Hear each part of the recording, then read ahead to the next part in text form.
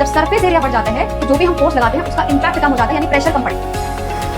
अब क्या हुआ और ज्यादा फास्ट एक से close, same this thing happened in the land, same this happening in the sea. What is the difference? Land में जो बहुत सिंपल, अगर कंसेप्ट समझ में एक बार आ जाए तो इतने इजी हो जाते हैं, इतने सारे क्वेश्चन के देखो आपको आंसर एक बार में पता पड़ गए। Hello dear students, welcome to Concept Corridor. I'm your mentor Yogita Dhami. So today let's complete the one shot of chapter 6 for class 8 science, that is pressure, winds, storms and cyclones. 4 different massive topics of this chapter that we have to complete in detail. So no doubt this one shot is going to be lengthy, but time doesn't matter. What matters is concept clarity. Yes, and that's what happened in the Concept Corridor.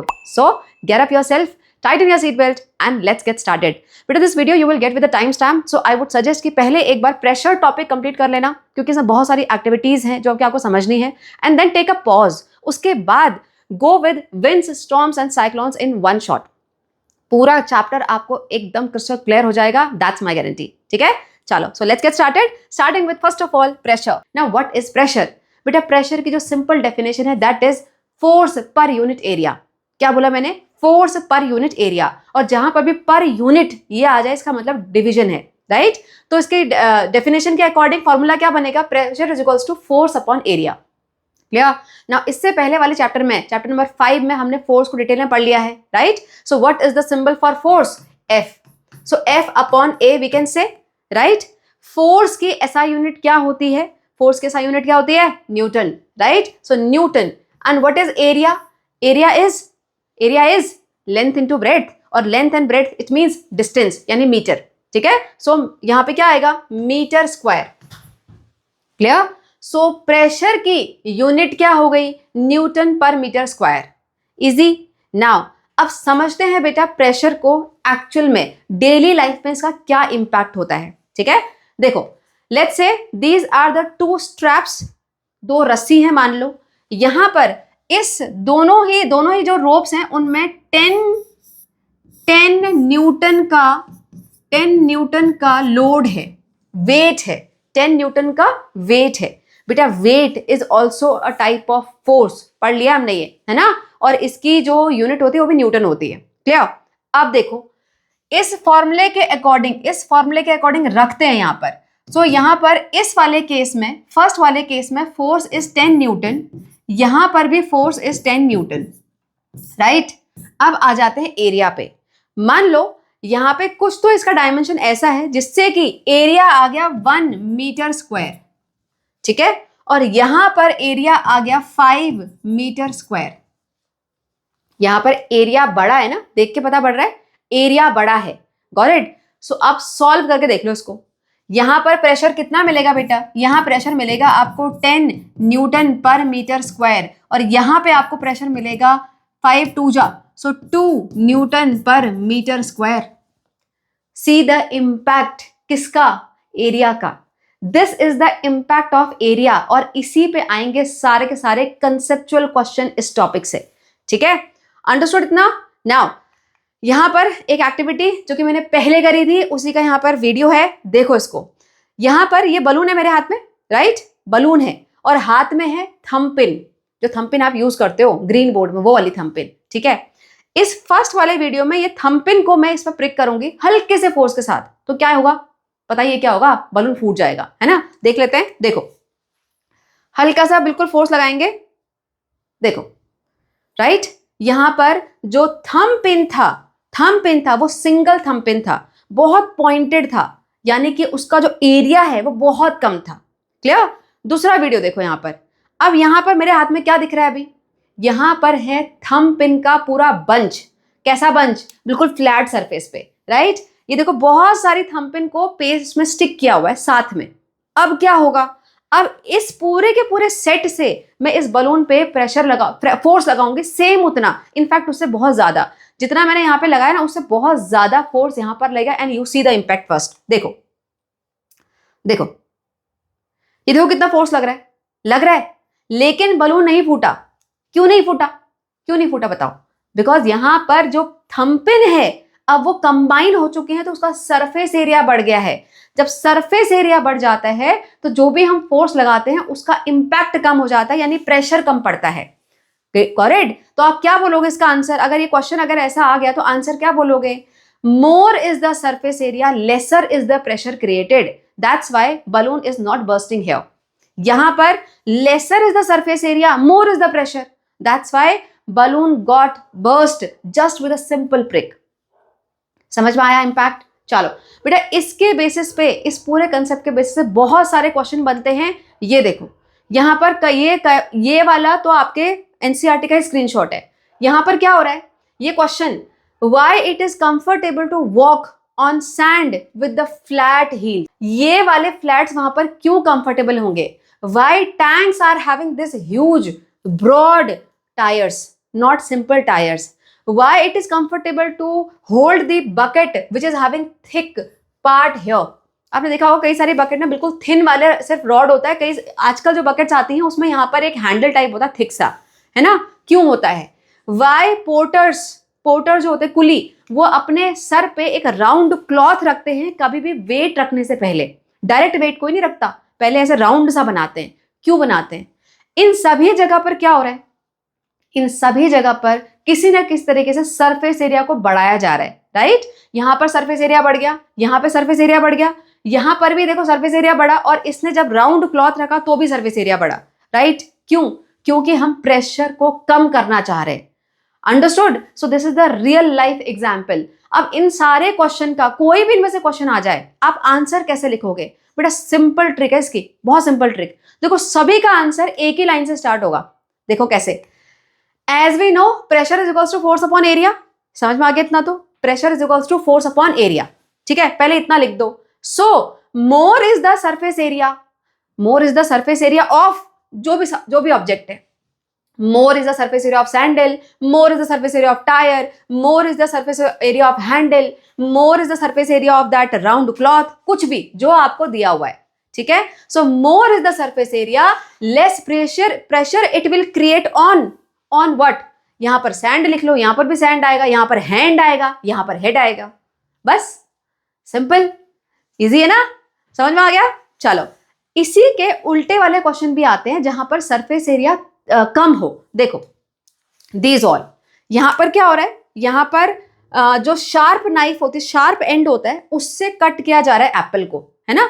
Blunt and से cut करेंगे तो Apple नहीं कटेगा। अभी इसके base पे आगे एक और आपका ऑब्जर्वेशन टेबल है, उस पर देखेंगे। सो यहाँ पर शार्प एंड से क्यों काटा जा रहा है?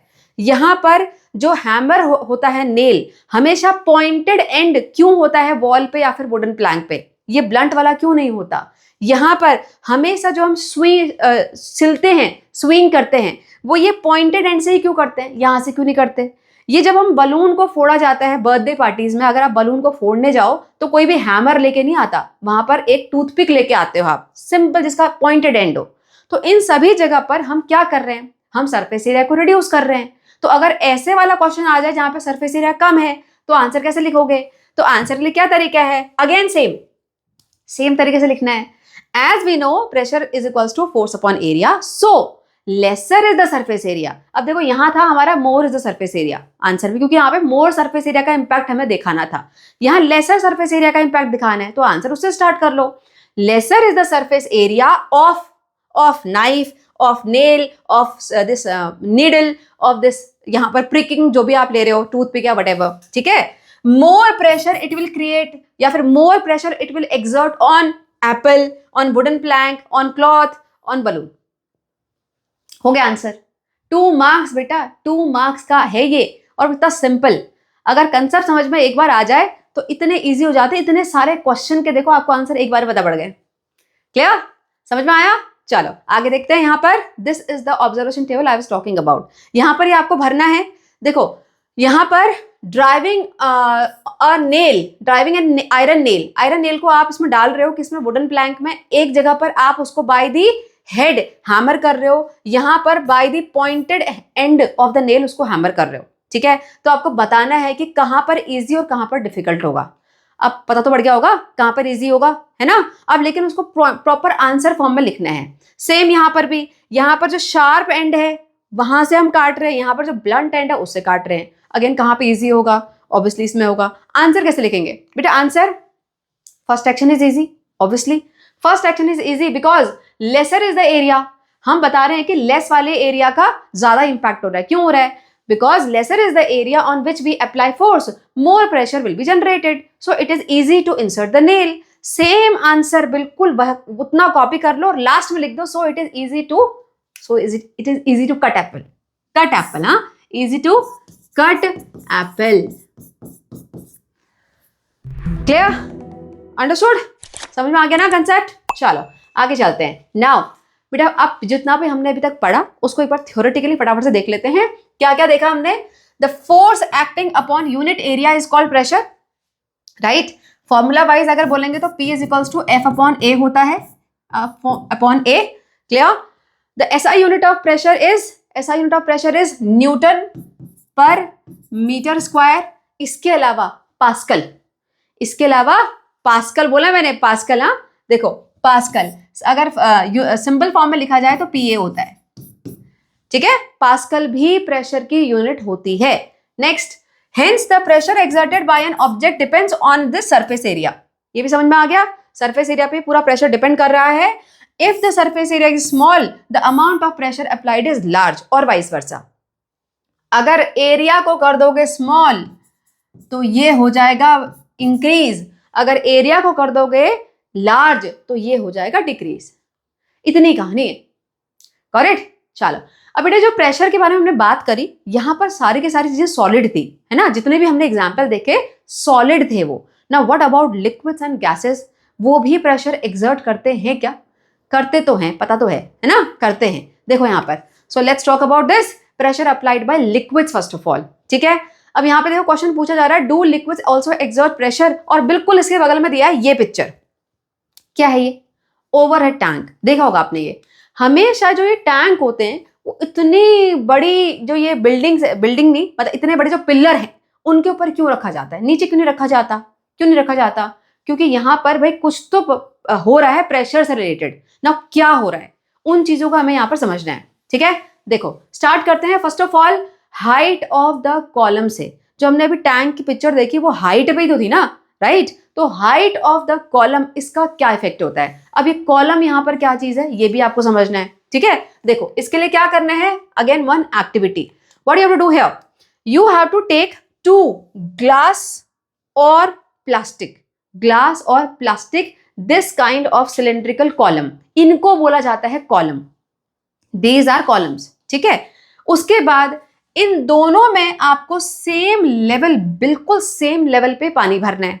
बेटा फर्स्ट पॉइंट पे ध्यान दो, यहां पर एक थिक है और एक ब्रॉड है. ठीक है. सॉरी, एक थिन है और एक थिक है, यानी एक नैरो है और एक ब्रॉड है. ठीक है. उसमें आपको भरना है बिल्कुल सेम लेवल पे पानी. यहां पे ये भी ध्यान देना बेटा, ये क्योंकि ब्रॉड पाइप है तो इसमें पानी ज्यादा आएगा तो उसका वेट ज्यादा होगा, है ना. और यहां पर ये क्योंकि नैरो है तो इसका वेट कम होगा, इजंट इट. अब मुझे बताओ कि यहां पर बल्ज सेम होगा कि अलग होगा? जल्दी बताओ बेटा. बल्ज बिल्कुल सेम होगा. यस, बिकॉज यहां पर जो ये बल्ज है नीचे, जो प्रेशर क्रिएट हो रहा है, that depends on the depth. Means height of the column. ये इस पे डिपेंड करता है कि ये कितना है, ये इस पे डिपेंड नहीं करता कि उसके अंदर कितना पानी है.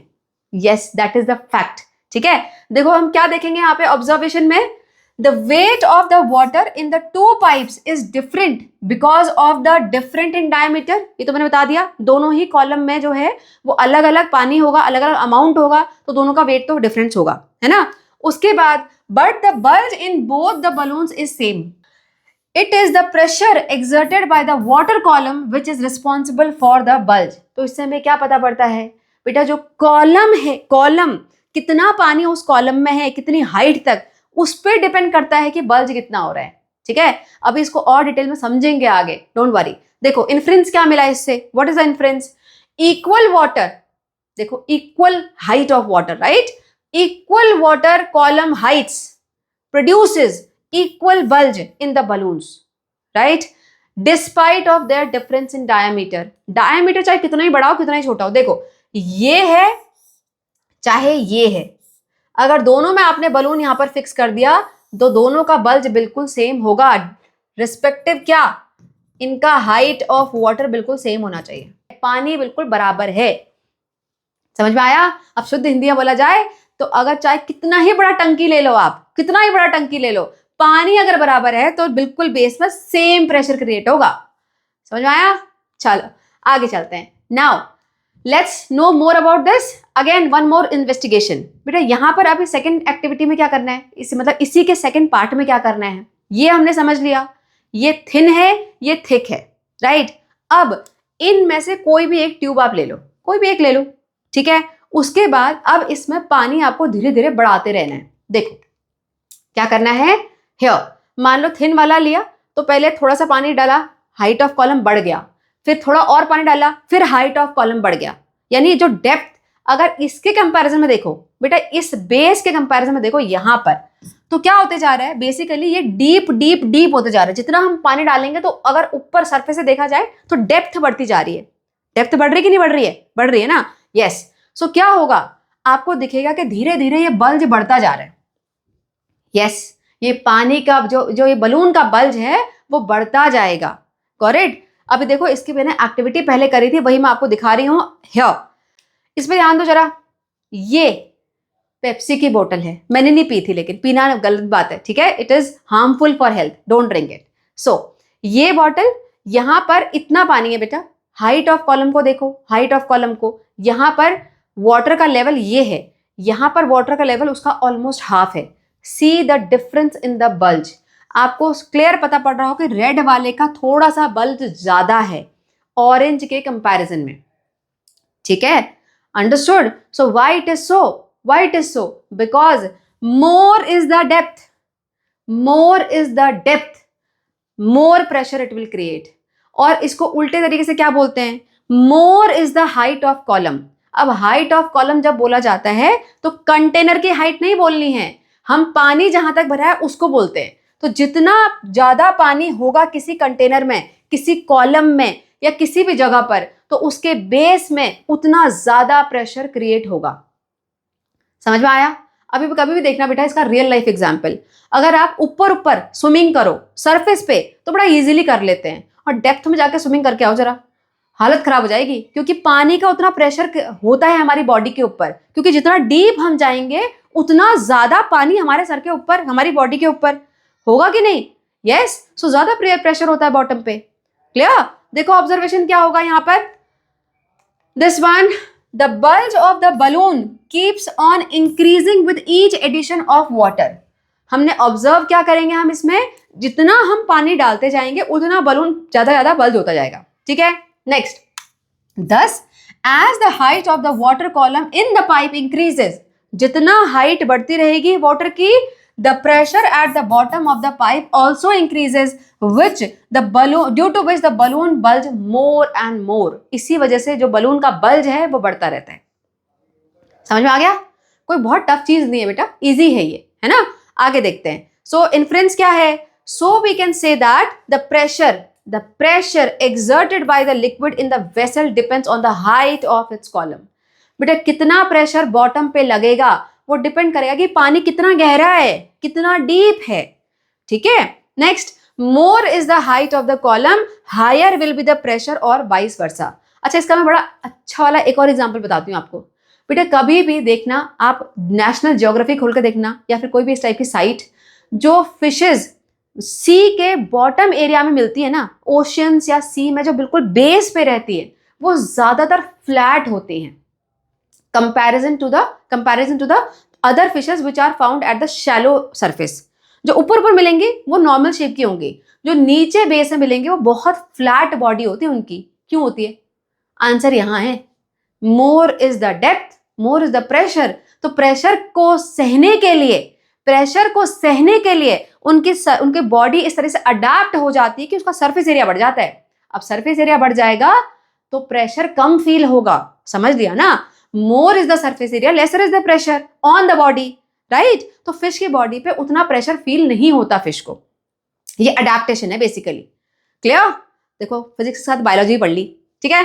चलो आगे चलते हैं। Now let's no more about fluid pressure. बेटा इसी के बेसिस पे जो हमने अभी तक ये पढ़े एक्टिविटीज को देखा, उनके बेसिस पे कंसेप्चुअल क्वेश्चन अगेन जो आपके एनसीईआरटी में दिए हुए हैं। देखो first one, now why overhead tanks are placed at the height. ये वाले क्वेश्चन का आंसर अब आप बता सकते हो। Why overhead tanks are placed at the height?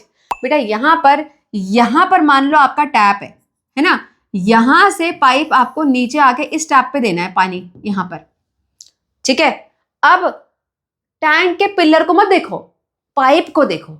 तो पाइप अगर ये है तो इस पूरे पाइप के अंदर पानी है, पानी है कि नहीं है? है। अब पूरे पाइप के अंदर पानी है, टैंक के अंदर ही पानी है। टैंक से अगर यहां पर इस कॉलम के थ्रू पानी आ रहा है तो डेप्थ बढ़ गई ना, ये सरफेस हो गया, ये डीप हो गया। तो जितनी ज्यादा डेप्थ उतना ज्यादा प्रेशर, तो यहां पर टैप से पानी बहुत तेज आएगा, ठीक है। एक और conceptual question, suppose you are living on the second floor of a 3 storied building. 3 storey वाली बिल्डिंग है, आप सेकेंड फ्लोर पे हो, and overhead water tank is placed on the top floor. सबसे ऊपर जो है वो ओवरहेड वाटर टैंक है। Now will you or your friend on the first floor receives a more powerful stream of tap water? किसको powerful stream मिलेगी? Maximum बच्चों को आंसर पता होगा, जल्दी बताओ कमेंट में, पॉज दिस वीडियो, फटाफट आंसर बताओ। सारे आंसर मेरे से पूछोगे क्या? हाँ, यहां बताओ जल्दी से, आपको मिलेगा कि आपके फ्रेंड को मिलेगा? बस ऐसे बताओ, मी और माई फ्रेंड, ये लिख लो आंसर, जल्दी बताओ। ऑब्वियसली बेटा फर्स्ट फ्लोर वाले को, जो आपका फ्रेंड सबसे नीचे वाले ग्राउंड फ्लोर में रह रहा है, या फर्स्ट फ्लोर है, कहां पे? फर्स्ट फ्लोर वाला, उसको ज्यादा मिलेगा। क्यों मिलेगा? क्योंकि आपके घर वाले जो पाइप है उसके हाइट इतनी है, जो नीचे वाला है उसकी हाइट इतनी है। So more is the height of the column, more is the pressure. Easy, समझ में आ गया? आंसर कैसे करना है बेटा? आंसर की फर्स्ट लाइन सबके लिए सेम, ये As we know, more is the height of the column, higher is the pressure. अगर कोई बच्चे जिसको बहुत लॉन्ग आंसर याद करने में दिक्कत है ना, वो इतना वाला कंसेप्ट भी लिख के आ गया ना, तो टीचर को मैंडेटरी मार्क्स देने पड़ेंगे 1.5 आउट ऑफ 2। यस, अब ऐसा करके मत आना, फुल मार्क्स के लिए ध्यान दो, ठीक है। चलो, so as we know more is the height of the column, higher is the pressure, right. So अब इसका आंसर क्या होगा? So overhead tanks placed at the height increases the pressure in the taps resulting in the good stream of water. इस वाले का answer क्या होगा? So my friend on the first floor will receive more powerful stream of tap water from overhead tank because it is placed on the top floor of a 3-storied building due to more height than the second floor. Understood? So simple way to answer. Clear? Now अब बेटा fluid pressure इतने पे पीछा नहीं छोड़ेगा, इतने पे खत्म नहीं होता। ये जो प्रेशर की हम बात कर रहे हैं, यानी पानी जो प्रेशर लगा रहा है, क्या वो सिर्फ बेस पे लगता है? यानी ये जो बॉटम यहां पर है सिर्फ वहीं पे लगता है क्या? साइड का क्या होता है? साइड पे भी लगता है। अब कैसे लगता है उसे हमें यहाँ पे देखना है। So pressure applied by liquids on the walls of the container. Again इसके लिए एक्टिविटी है, फटाफट देखते हैं क्या करना है यहाँ पर। This one, take a used plastic bottle and remove its cap like this. इसमें करने है बेटा आपको एक ही बिल्कुल सेम हाइट पे 3 होल, 3 कर लो, 4 कर लो, मर्जी आपकी है, और फिर इसमें लगा दो टेप पूरा राउंड। उसके बाद आपको भरना है इसमें पानी थोड़ा ऊंचा हाइट तक। उसके बाद एक बार में टेप को खोलना है, फिर आपको देखना है कि क्या होगा। क्या होगा? क्या होगा बताओ? ऑब्वियसली ऐसे करके पानी बाहर आएगा, है ना। ये पानी बाहर क्यों आया? क्यों आया बताओ? क्यों आया? बिकॉज ये जो हाइट थी, जो वाटर था ऊपर, उसने प्रेशर लगाया। अब दूसरा आंसर मुझे यहाँ पर खुद से बताओ, ये यहाँ पर दिया नहीं हुआ है, लेकिन to make your concept clear I am asking. बेटा पानी जब इतना होगा तो ये स्ट्रीम ज्यादा तेज आएंगी, या फिर पानी जब इतना होगा तो ये स्ट्रीम ज्यादा तेज आएंगी? जल्दी बताओ। ऑब्वियसली जब पानी ज्यादा होगा। क्यों? क्योंकि अभी तो पहले पढ़ा था ना, more is the height of the column, more is the pressure. तो same happens here at the walls also, ठीक है। अब अगेन मैंने इसकी एक्टिविटी करी हुई थी पहले, ये देखो यहां पर पोरिंग वाटर। नाउ ये देखो सेम हाइट पे है, और वाटर की स्ट्रीम देखो बिल्कुल सेम है सारी जगह से, राइट बेटा, सब जगह से बिल्कुल सेम प्रेशर के साथ स्ट्रीम आ रही है ना। अब इसमें अगर हम ये जो होल्स हैं उनकी हाइट को अलग अलग कर दें, अभी तो सारे सारे होल बिल्कुल सेम हाइट पे है ना, अब हम हाइट को चेंज करेंगे तो देखो क्या होता है। यहाँ पे दूसरी बॉटल है ये, अब इसमें क्या होगा ये देखो, see the difference, see the difference. यहां पर जो डेप्थ है वहां पर स्ट्रीम बहुत प्रेशर के साथ आ रही है, यहां पर क्या हो रहा है, यहां पर बहुत हल्के प्रेशर के साथ आ रही है, राइट। इससे क्या पता पड़ता है बेटा, अगेन इससे ये पता पड़ता है कि वॉल्स पे भी डेप्थ का असर होता है। जितनी ज्यादा डेप्थ होगी नीचे की तरफ, वॉल्स पे उतना ज्यादा प्रेशर होगा, जितना आप ऊपर जाओगे वॉल्स पे भी उतना कम प्रेशर होगा। समझ में आ गया? Understood the concept? नाउ देखो यहां पर, so what is the observation? Water was flowing out through the holes on the sides of the bottle, ये तो हमने देखा था। उसके बाद एट सेम डेप्थ पे क्या हुआ, वाटर प्रेशर वॉज सेम। क्यों वाटर प्रेशर वॉज सेम? क्योंकि स्ट्रीम बिल्कुल सेम प्रेशर के साथ हमको देखी बाहर आती हुई।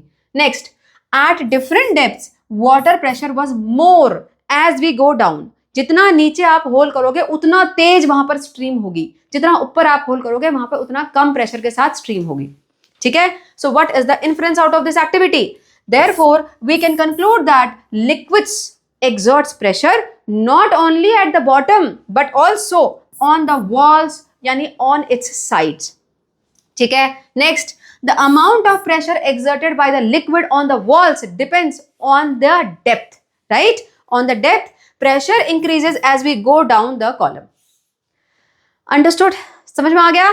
चलो आगे चलते हैं। Now here, have you ever heard? बेटा यहाँ पर जो आपके एनसीईआरटी है उसमें जो ये वाली एक्टिविटी थी वॉल्स वाली, उसमें सिर्फ एक एक्टिविटी दी हुई है जहां पर सेम हाइट पे आपको होल्स करने हैं।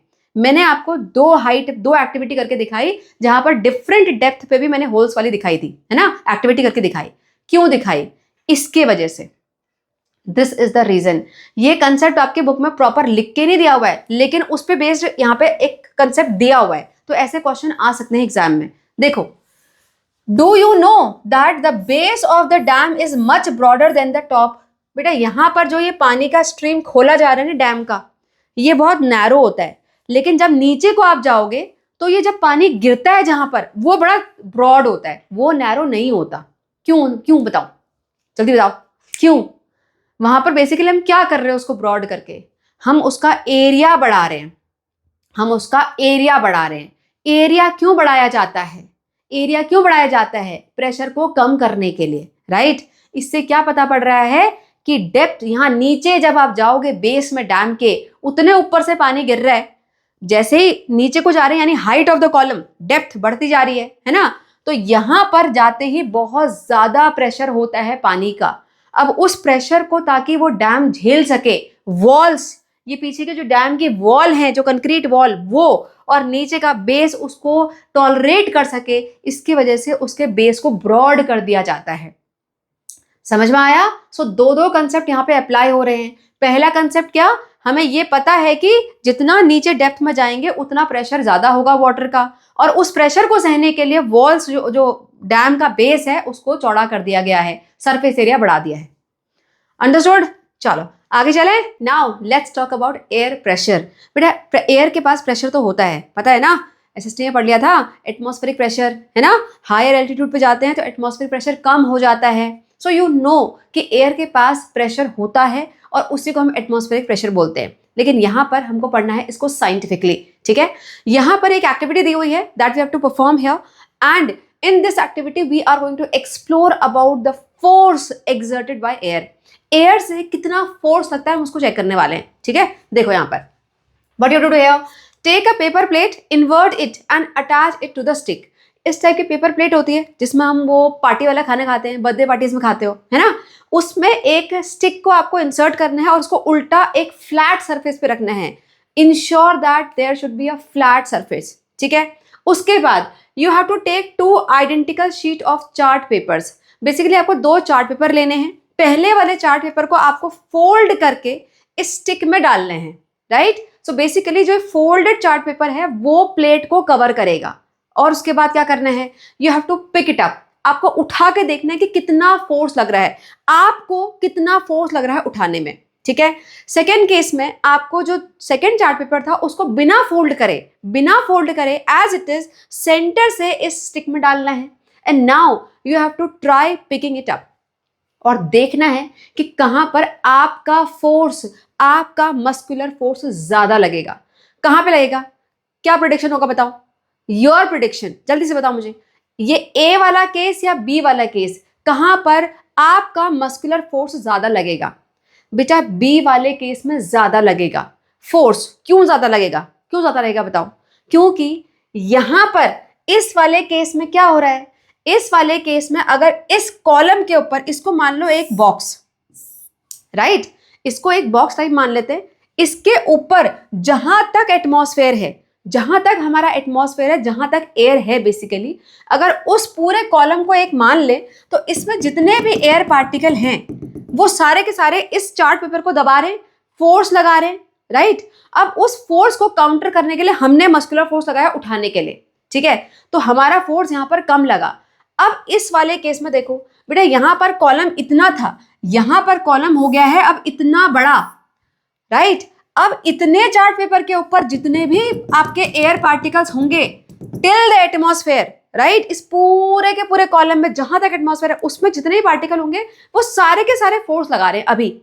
अब हम इतने पार्टिकल्स के अगेंस्ट अपना मस्कुलर फोर्स लगा रहे हैं, तो ऑब्वियसली कहां ज्यादा लगेगा? सेकेंड वाले केस में ज्यादा लगेगा ना। देख के पता पड़ रहा है डिफरेंस? यस। अगर मान लो यहाँ पे 1000 एयर पार्टिकल हैं, वैसे तो मिलियंस होंगे लेकिन अभी समझ लो 1000 एयर पार्टिकल्स हैं, तो यहाँ पर कम से कम 2000 होंगे, डबल होंगे, राइट। सो वो ज्यादा जो पार्टिकल्स हैं वो ज्यादा फोर्स लगा रहे हैं, तो उसको काउंटर करने के लिए हमारा फोर्स ज्यादा लग रहा है। Am I clear? सो जितना ज्यादा एरिया होगा उतना ज्यादा फोर्स लगेगा, फोर्स। प्रेशर की बात नहीं हो रही बेटा, फोर्स की बात हो रही है। क्लियर? देखो यहां पर हमने क्या ऑब्जर्व किया, observation, more effort is needed to lift the paper plate when it is covered with unfolded chart paper. When we cover the paper plate with unfolded chart paper, वहां पे हुआ क्या? unfolded वाले केस में surface area जो था वो ज्यादा था, है ना, सरफेस एरिया ज्यादा था, so the effort needed to lift the paper plate increases. बेटा एनसीईआरटी में कहीं पर भी एक्सप्लेनेशन नहीं दिया हुआ है कि क्यों उस केस में जो अनफोल्डेड यानी बिग वाले चार्ट पेपर है हमारा फोर्स ज्यादा लगा। वो इसलिए ज्यादा लगा क्योंकि वहां पर एयर के पार्टिकल उतने उस कॉलम में ज्यादा थे, उसके अगेंस्ट हमारा फोर्स ज्यादा लगा। हमारे क्लियर? देखो यहाँ पर, so what is the inference out of this activity, ये एक्टिविटी क्यों करवाई गई है यहाँ पर एनसीईआरटी में, इसको समझो। यहाँ पर बेटा इससे ये बताया जा रहा है कि air exerts force on all the objects. अभी तो आपको एक चार्ट पेपर एक्टिविटी करवाई है ना, इससे ये पता पड़ रहा है कि जो भी चीजें नीचे हैं, एयर के नीचे जितनी भी चीजें हैं उन सभी पे एयर फोर्स लगा रही है, एयर के पार्टिकल्स फोर्स लगा रहे हैं, ठीक है। This force increases with increase in surface area. जितना बड़ा एरिया होगा उसके ऊपर का कॉलम ले लो आप, तो उतने ज्यादा उसमें एयर के पार्टिकल होंगे, तो फोर्स भी उतना ही ज्यादा लगेगा। समझ में आ गया इतना? Next, air exerts pressure in all direction. अब आ जाते हैं प्रेशर पे। अब बोलोगे मैम हम प्रेशर पढ़ रहे थे शायद, ये फोर्स की कहानी कहां से आ गई? बेटा देखो हमने क्या पढ़ा, pressure is equals to force upon area. Yes, pressure is equals to force upon area. तो अगर हम फोर्स की बात कर रहे हैं तो एरिया ऊपर जाएगा मल्टीप्लिकेशन में, so force is equals to pressure into area, right. अब यूजुअली सी लेवल के आसपास अगर देखा जाए, सी लेवल के आसपास तो जो प्रेशर होता है वो 1 एटमॉस्फेयर होता है, ठीक है। अभी एटमॉस्फेयर एटीएम एटमॉस्फेयर बोलते हैं उसको, यूनिट है। अभी यूनिट पे ध्यान मत दो, सिर्फ इतना समझ लो कि वहां पर 1 एटमॉस्फेयर अप्रॉक्स प्रेशर होता है, ठीक है। जितना हम हायर एल्टीट्यूड में जाते हैं प्रेशर कम होता रहता है। तो अगर एक जगह एक पर्टिकुलर एरिया की बात करें तो वहां पे प्रेशर फिक्स होता है, ठीक है। तो अगर प्रेशर फिक्स हो गया तो अब फोर्स किस पे डिपेंड कर रहा है? डायरेक्टली एरिया पे।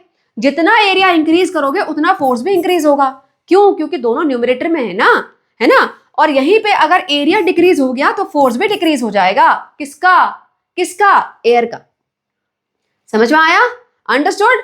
तो क्योंकि यहां पर जो एयर है वो फोर्स एक्सर्ट कर रही है, तो अगर हम इस पूरे फॉर्मूले में रखें तो हम बोलेंगे कि एयर से प्रेशर भी क्रिएट होता है। Am I clear? अंडरस्टूड? चलो डेफिनेशन देखते हैं अब। The pressure exerted by air around us is known as atmospheric pressure. बेटा एटमॉस्फेरिक प्रेशर की डेफिनेशन बहुत सिंपल है। The pressure exerted by air, कहां पर? In our surrounding. The pressure exerted by air in our surrounding is known as atmospheric pressure. Simple. Now अब बेटा दोबारा से फोर्स पे आ जाते हैं। अब ये फोर्स कितना है? अगर हमको कोई कैलकुलेट करने के लिए बोले कि एयर हम पे फोर्स कितना लगा रही है, हमने बोला air is exerting force on all the objects, it means हम पर भी फोर्स लग रहा है। अब कितना फोर्स लग रहा है? कितना लग रहा है, चलो देखते कितना लग रहा है बेटा। You will be surprised to know, ये लग रहा है लगभग इतना। ये कितना है? 2250 न्यूटन। देखो ये 225 केजी, अगर 225 केजी मास का कोई अगर ऑब्जेक्ट है तो उस पर जितना ग्रेविटी लगती है, ग्रेविटेशनल फोर्स लगता है, बिल्कुल उतना ही यहां पर ये जो हमारा एटमॉस्फेयर है वो उस ऑब्जेक्ट पे फोर्स लगाएगा।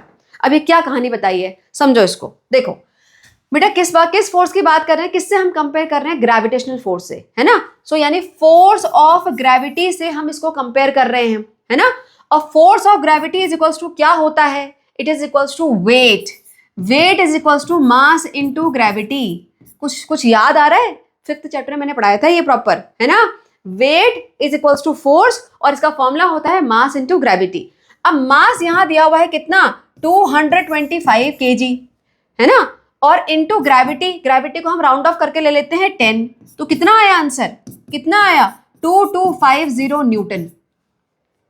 2250 Newton. This is the force of gravity on this object जिसका मास 225 केजी है। जितना न्यूटन का ये फोर्स लग रहा है ना, सेम उतना ही फोर्स किसका होता है? एयर का, इस ऑब्जेक्ट के ऊपर। ठीक है। अब ये मास, ये जो फोर्स है बेटा, ये बहुत ज्यादा है, इट्स ह्यूज अमाउंट। इसके नीचे कोई भी चीज ऐसा ना पिस जाएगी, लेकिन हम तो नहीं पिसते, हम तो नहीं क्रश हो रहे हैं। क्यों नहीं हो रहे हैं? क्यों नहीं हो रहे हैं? इतना अगर फोर्स हमारे सर के ऊपर है तो हमारी बॉडी क्रश क्यों नहीं हो रही? इसका आंसर क्या है बेटा? इसका आंसर ये है, the reason we are not crushed under this weight is because the pressure inside our body is countering that pressure. Yes, हमारी बॉडी के अंदर भी तो प्रेशर है। किस चीज का? जो लिक्विड फ्लो हो रहा है। कौन सा लिक्विड? ब्लड प्रेशर होता है ना, सुना होगा आपने, है ना। तो जितने भी बेसिकली हमारे बॉडी के अंदर एयर है, लिक्विड है, वो सारे प्रेशर जो हैं, जो वो प्रेशर बॉडी के अंदर क्रिएट करते हैं, वो इस मैसिव प्रेशर को काउंटर कर लेते हैं। इसीलिए हमारी बॉडी क्रश नहीं हो रही है। समझ में आया आंसर? ये क्वेश्चन आ सकता है, why we are not crushed under the huge amount of atmospheric force, because the reason we are not crushed under this weight is the pressure inside our body is countering that. Clear? This balances the pressure exerted from outside. The pressure inside our body, कहां से आया वो pressure? वो बताया हुआ यहाँ पर। The pressure inside our body is caused by the movement of the fluids, gases in the tissues and organs in the body. Clear? जितने भी हमारी बॉडी में फ्लूइड मूव कर रहा है, जो गैसेस प्रेजेंट हैं हमारे टिश्यूज में या ऑर्गन में, वो सब मिला के इसको काउंटर कर देते हैं। अंडरस्टूड? चलो मूविंग अहेड नाउ। अब बेटा you will be surprise to know, एक बहुत सरप्राइजिंग फैक्ट हम पढ़ने वाले हैं इसके आगे। बेटा जो ये प्रेशर हम बात कर रहे हैं ना, एटमॉस्फेरिक प्रेशर, ये सिर्फ ऊपर से नहीं लगता, ये उतना ही नीचे से भी लगता है। इसका मतलब ये रिमोट यहां पर है, इसमें जितना प्रेशर ऊपर से लग रहा है उतना साइड से भी लग रहा है, उतना नीचे से भी लग रहा है। बोलोगे मैम क्या बात कर रहे हो, ऐसे कैसे? अभी तो आपने बताया कि एयर के पार्टिकल तो ऊपर हैं। बेटा एयर के पार्टिकल की जगह कोई फिक्स होती है क्या? एयर कैन मूव रैंडमली, है ना। एयर के पार्टिकल को ऐसे थोड़ी कि आपने बोला कि 100 पार्टिकल सिर्फ सीधे खड़े रहेंगे। नो, एयर के पार्टिकल रैंडम मूव करते हैं, तो जहां जहां वो मूव करते हैं वहां वहां प्रेशर क्रिएट करते हैं। इसका बेस्ट एग्जाम्पल क्या है? इसका बेस्ट एग्जाम्पल है ये क्या है? जब हम एयर को, इस बलून को इन्फ्लेट करते हैं, राइट। तो इन्फ्लेट हम जब एयर ब्लो करते हैं इसके अंदर तो सीधे करते हैं, है ना, बिल्कुल सीधे बलून के अंदर करते हैं, लेकिन फूलता तो पूरा बलून है चारों तरफ से। कि ऐसा थोड़ी कि सीधा लंबा हो जाता है, साइड से नहीं फूलता, ऐसा नहीं होता ना। इससे ये पता पड़ता है कि जो एयर प्रेशर एक्सर्ट कर रही है वो बलून के हर कॉर्नर पे कर रही है। Understood? So this activity shows that air exerts pressure in all direction. अब हम इसको एटमॉस्फेरिक प्रेशर के कंटेक्स्ट में भी समझते हैं। देखो इसके लिए मैंने अगेन एक्टिविटी करी थी पहले, वही उसी का वीडियो है, यहाँ पर देखो। ओके, इस तरफ है, इस तरफ देखो। यहाँ पर ये वाली एक्टिविटी शायद आप लोगों ने पहले करी हो कभी, है ना, एज अ फन एक्टिविटी। ये है मेरे हाथ में ग्लास जिसमें कि पानी है, अंदर क्या है? पानी है, हाफ फिल्ड। इसके ऊपर एक थिन ट्रांसपेरेंट शीट है, दिख रहा होगा आपको। नाउ अभी ये थिन ट्रांसपेरेंट शीट ग्लास के ऊपर क्यों अटकी हुई है, क्यों रुकी हुई है? सो बेसिकली जो ये ग्लास का बेस है वो उसको सपोर्ट कर रहा है, और और जो एयर के पार्टिकल ऊपर है वो सारे उस पर जोर लगा रहे हैं, फोर्स लगा रहे हैं, तो वहां पे रुका हुआ है, नो डाउट। नाउ अब मैं करूंगी इसको उल्टा। अब देखो, ये पकड़ा और ये उल्टा करा। कंडीशन ये है कि ये जो अंदर की एयर है वो एस्केप नहीं होनी चाहिए। तब ये क्यों रुका है यहां पर? अब अगर ये मैंने उसको उल्टा कर दिया तो अब तो इस ग्लास का कोई बेस नहीं है, ग्लास का बेस तो नहीं रोक रहा इसको, तो ये पेपर यहां पर क्यों रुका है? बताओ क्यों रुका हुआ है? The answer is atmospheric pressure. मैंने क्या बताया बेटा? एटमॉस्फेरिक प्रेशर हर डायरेक्शन से लगता है। अभी इस प्रेशर के अगेंस्ट जो ये वाटर इसमें प्रेशर लगा रहा है, इसके अगेंस्ट ये यहां पर इसको क्या कर रहा है? होल्ड करके रखा है, उसको काउंटर कर रहा है। Am I clear? So this is the best activity to prove that atmospheric pressure is from all direction. Am I clear? चलो आगे चलते हैं। Now here एटमॉस्फेरिक प्रेशर को और समझना है बेटा इस एक्टिविटी से। ये है रबर सकर एक्टिविटी। इस टाइप का कुछ चीज आपने देखा होगा, है ना? पक्का देखा होगा। कहाँ कहाँ मिलता है ये जो ट्रांसपेरेंट ग्लास वाले टेबल होते हैं उसके पाँव पे लगा रहता है उस ग्लास को होल्ड करने के लिए, है ना? उसके अलावा जो कार में शील्ड लगती है धूप से बचने के लिए, जो हम विंडो पे लगाते हैं, विंडो के ग्लास पे लगाते हैं, वो उस पे भी ये रबर सकर होता है ना? देखा होगा आपने ये। नाउ ये कैसे काम करता है? ये कैसे काम करता है? देखो, जो ग्लास का टेबल होगा वो ग्लास उस पर रख देते हैं तो वो ये इसको होल्ड कर लेता है, राइट? तो चलो ठीक है, ऊपर से प्रेशर लग रहा, होल्ड कर लिया। लेकिन जब इसी को हम इस टाइप की स्टैंडिंग वाली फ्लैट सरफेस पे चिपकाते हैं तो ये क्यों चिपकता है? उसके बाद तो उसको निकल जाना चाहिए ना, राइट? इस सरफेस पे वो क्यों स्टिक रहता है? यहां पर आता है एटमॉस्फेरिक प्रेशर का रोल। ठीक है, देखो समझते हैं यहां पर। Again activity, let us perform. Take a good quality rubber sucker, this one, press it firmly against a smooth flat surface. अब देखो मैंने करके दिखाया हुआ है यहां पर। ये मेरे हाथ में क्या है? Rubber sucker. अब मैं इसी पैनल में जो यहां पर है उसमें आपको चिपका के दिखाऊंगी। ठीक है, देखो ये लो, ये है, मैंने म्यूट करा हुआ है इस वाले को। देखो अब इसमें चिपका रहे हैं, राइट? ये इसको मैंने दबाया, प्रेस किया, यानी कि अंदर की ये जो कप, अंदर वाला कप था उसकी एयर को निकाल दिया। अब ये इस पे रुका हुआ है। अब मुझे बताओ, अगर मैं इसको प्रेस ना करूं, खाली ऐसे यहां पर अटैच करने का ट्राई करूं, तो क्या ये अटैच होगा? नहीं होगा ना, नहीं होगा अटैच। अगर हम इसको प्रेस करके नहीं लगाएंगे तो अटैच नहीं होगा। क्यों नहीं होगा बेटा? जैसे ही हम रबर सकर को प्रेस करते हैं, अंदर की इस कप की सारी एयर निकल जाती है, राइट? ये जो एयर थी वो बाहर के एटमॉस्फेरिक प्रेशर पहले काउंटर कर रही थी, अब नहीं है। जैसे ही हमने चिपकाया तो अब वो गई, तो अब फोर्स सिर्फ कहां से लग रहा है? बाहर से। तो बाहर से लगेगा तो वो उसको यहां पर फ्लैट सरफेस पे खड़े पर भी होल्ड करके रखेगा। Clear? So again this activity is proving that atmospheric pressure is applicable from all direction, not only from the top. Correct? चलो इसका आंसर यहाँ फटाफट देख लेते हैं। When we press the sucker, most of the air between its cup and the surface in which it is placed is pushed out. Right? सारे के सारे एयर निकल जाती है and the air pressure inside is reduced. बेटा अगर अंदर की एयर निकल गई तो अंदर का जितना भी एयर प्रेशर था वो अब खत्म हो चुका है ना? Further the sucker sticks to the surface because the pressure of air surrounding that sucker, उसके बाहर का जितना भी एयर प्रेशर है that one now is higher than the pressure exerted by the air inside the sucker. बेटा अंदर का air pressure बिल्कुल खत्म, अब जितना भी एयर प्रेशर है सिर्फ बाहर रह गया है ना? क्योंकि अब बाहर सिर्फ एयर है, अंदर तो है ही नहीं। अब वो प्रेशर जो है वो सारा का सारा सकर को प्रेस करेगा उस सरफेस पे। Clear? To pull the sucker off from the surface, the applied force should be strong enough to overcome the pressure difference between outside the sucker and inside the sucker.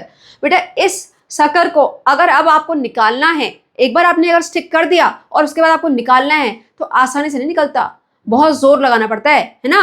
अब वो force जो आप बोल रहे हो, वो force कितना होना चाहिए? वो इतना इनफ होना चाहिए कि वो इस एटमॉस्फेरिक प्रेशर जो इस पे लग रहा है उसको काउंटर कर सके।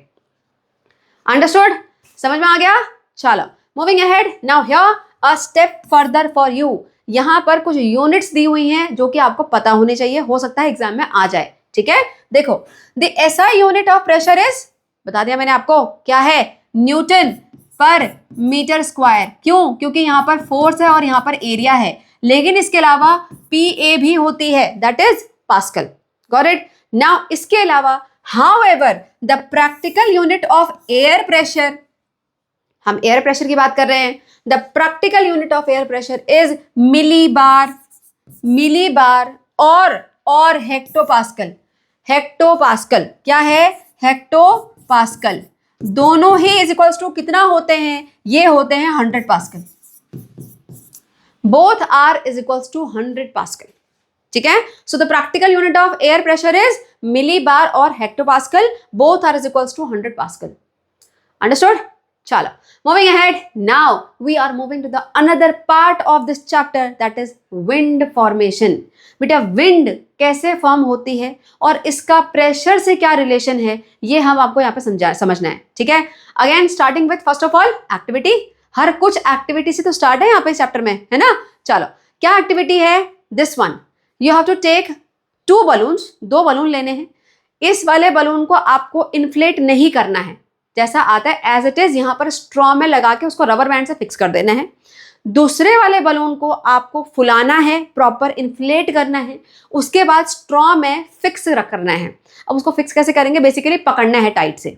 ठीक है? क्या होगा बताओ बेटा? थोड़ी देर में आप देखोगे कि जो ये बलून जिसको हमने कुछ नहीं किया था, मीन्स इन्फ्लेट नहीं किया था, फुलाया नहीं था, उसमें धीरे धीरे यहाँ से हवा जाएगी। क्यों जाएगी? अब उस फैक्ट को समझो, उसके पीछे के साइंस को समझो। यहां से एयर इसके अंदर क्यों जाएगी? क्योंकि जब इस इन्फ्लेट बलून में एयर थी, वो एयर बहुत प्रेशर लगा रही है, राइट? और यहां पर बलून में एयर है ही नहीं, बिल्कुल ही प्रेशर नहीं है। सो ये है आपका लो प्रेशर एरिया, ये है आपका high pressure area, right? Now air always move from high pressure area to low pressure area. ठीक है? अब ये सिर्फ कहानी नहीं है, एक्चुअल में करके दिखाऊंगी मैं आपको। देखो, ये मैंने 2 बलून फिक्स करे थे, मैंने इसको बंद करके रखा हुआ है, अदरवाइज एयर सीधे इसमें चली जा रही है। ये है inflated balloon, very high pressure है। ये है नॉन इन्फ्लेटेड बलून जिसमें कुछ नहीं है, ये है लो प्रेशर। जैसे इसको छोड़ो, देखो धीरे धीरे इसमें से सारी एयर यहां जाएगी। अब now this is time taking. ये अगर आप इसको ओवरनाइट छोड़ दोगे, यानी 24 आवर्स छोड़ दोगे, तो आपको क्या दिखेगा? ये दोनों बलून ऑलमोस्ट सेम साइज में आ जाएंगे। उसके बाद ये नहीं होगा कि यहां से पूरी की पूरी एयर कंटिन्यूसली इसके अंदर ही जा रही है। No, why it is so? Because air का मूवमेंट सिर्फ तब तक होता है जब तक प्रेशर डिफरेंस होता है। जैसे ही प्रेशर डिफरेंस खत्म, उसके बाद विंड मूवमेंट नहीं होता, मीन्स एयर मूवमेंट नहीं होता है। समझ में आया? So air will pass from this place to another balloon slowly and slowly. Understood? चलो, moving ahead now. आ जाते हैं यहाँ पर। So इस एक्टिविटी से हमें क्या पता पड़ा? ऑब्जर्वेशन क्या था? पहले ऑब्जर्वेशन देख लो। The size of inflated balloon keeps on decreasing. The size of inflated balloon keeps on decreasing while uninflated, ये वाला जो फुलाया नहीं था, उसका साइज keeps on increasing. ठीक है? After some time, both the balloons will attain same size and further no change will be observed. जैसे ही ये सेम साइज में आएंगे, उसके बाद कोई चेंज नहीं दिखाई देगा। बेटा बहुत सिंपल एक्टिविटी है, ये आप खुद से भी कर सकते हो, करके देखना, अच्छे समझ में आएगा। ये 24 आवर्स की एक्टिविटी है, ऑलमोस्ट उसको रखना पड़ता है बलून को, उसके बाद ही आपको एक्चुअल रिजल्ट दिखाई देगा। ठीक है? दैट्स वाई मैंने आपको थोड़ा सा करके दिखाया है। चलो, अब आगे देखते हैं। अब बेटा ये तो हमने बलून वाली एक्टिविटी करी, अब इसका प्रैक्टिकल लाइफ में क्या ऐसा ही होता है? प्रैक्टिकल लाइफ में क्या एयर ऐसे ही मूव करती है? यस, इसका बेस्ट एग्जांपल है sea breeze and land breeze. कब पढ़ा था ये? क्लास 7th में, राइट? जो पुरानी एनसीईआरटी में आपने पढ़ा था, that was I think 4th या 5th चैप्टर। और अब नेक्स्ट ईयर जो इस वीडियो को देख रहे होंगे, उनके लिए it is the 7th chapter of science, है ना, न्यू क्यूरियोसिटी का। चलो, अब यहां पर इस चैप्टर में ये डिटेल में, बहुत ज्यादा डिटेल में नहीं है, लेकिन दिया हुआ है प्रॉपर, तो आपको समझना पड़ेगा, बिकॉज इसी से आगे आपको समझ में आएंगे स्टॉर्म्स एंड साइक्लोन्स। ठीक है? तो देखो, समझते हैं सी ब्रीज और लैंड ब्रीज कैसे बनती हैं। ये है सी, ये है लैंड। ठीक है? यहां पर दोनों के ऊपर एयर तो होती है है ना. So let's say these are the air particles at both the places. अब मैंने पूरा ऊपर तक नहीं बनाया है, मान लो हैं. Got it. अब जैसे ही सन आया तो सन से आएगी heat energy. Heat energy land पे भी फॉल होगी, वाटर पे भी फॉल होगी. पहले कौन जल्दी गर्म होता है? हमेशा लैंड. बेटा लैंड का टेम्परेचर हमेशा पहले चेंज होता है, भले ही वो गर्म हो चाहे ठंडा हो. अगर धूप आएगी तो पहले लैंड गर्म होगा, अगर नाइट हो जाएगी तो पहले लैंड ही ठंडा होगा. ठीक है. नाउ अब इसके पीछे का साइंस अगर समझना है तो उस क्लास 7th वाला वीडियो देखो. ठीक है, वहां बहुत डिटेल में समझाया मैंने. चलो फटाफट करते हैं. नाउ सन आया, सन से हीट एनर्जी मिली, लैंड गर्म हुआ. लैंड अगर गर्म हुआ तो यहां से जितने भी हीट एनर्जी किसके पास जाएगी? सारी की सारी एयर पार्टिकल के पास जाएगी. तो एयर पार्टिकल्स यहाँ के क्या हो गए? वार्म हो गए. Warm air always rises up. Warm air हो गई ऊपर. अगर ये वार्म एयर जितने भी पार्टिकल थे वो सारे गए ऊपर, तो ये क्या क्रिएट हुआ? ये क्या क्रिएट हुआ? लो प्रेशर एरिया. अगर एयर के पार्टिकल ही नहीं है तो प्रेशर कहां से लगाएंगे, है ना. सो this is the low atmospheric pressure, this is the high atmospheric pressure area. बस हो गया यहां से विंड का मूवमेंट. यस. सो यहां से ये हाई एटमॉस्फेरिक प्रेशर से लो एटमॉस्फेरिक प्रेशर की तरफ विंड मूवमेंट होता है और इसी को बोला जाता है सी ब्रीज. ये है सी से आने वाली ठंडी ठंडी ब्रीज. और ये ठीक उल्टा हो जाएगा नाइट टाइम पे लैंड ब्रीज, जहां पर लैंड से हवा जाती है सी की तरफ. ठीक है. अब वो ज्यादा डिटेल में समझने की जरूरत नहीं है, लेकिन ये समझ में आ गया ना कि यहां पर रोल किसका है? यहां पर रोल है प्रेशर का. ठीक है. हमेशा विंड मूवमेंट कहां से होता है? हाई एटमॉस्फेरिक प्रेशर से लो एटमॉस्फेरिक प्रेशर की तरफ. एमसीक्यू का क्वेश्चन बन सकता है यहां से, मार्केट. ठीक है. चलो नाउ बेटा अभी तक हमें क्या समझ में आया कि जहां पर भी एटमॉस्फेरिक प्रेशर डिफरेंस होगा वहां पर विंड का मूवमेंट होगा. राइट. अब फर्स्ट एक्टिविटी में हमने वो खुद से क्रिएट किया थ्रू बलून एक्टिविटी, और उसके अलावा हमने सी ब्रीज लैंड में देखा कि वो तो दिन रात ही वहां पर हो रहा है. इसके अलावा नेचर में खुद से कहीं किसी और तरीके से ये डिफरेंस क्रिएट हो सकता है क्या? Yes. Wind itself, high speed wind can create a low pressure area. अब कैसे वो हमें समझना है यहां पर थ्रू वन एक्टिविटी. देखो लेट अस ऑब्जर्व. क्या करना है यहां पर? You have to take a stick, उसमें 2 बलून बांधने हैं और उसके बीच में ब्लो करना है, एयर को ब्लो करना है और देखना है कि क्या होता है. तो देख लेते हैं, है ना. Let them get still. मैंने हैंगर में बांधा हुआ, डोंट लुक एट दैट. मुझे बहुत बड़ा कोई स्टिक नहीं मिला, दैट्स वाई. ठीक है. चलो देखो यहां पर. So now these are still. First case में मैं बहुत धीरे से यहां पर बीच में एयर को ब्लो करूंगी. ठीक है. क्या हुआ? क्या हुआ?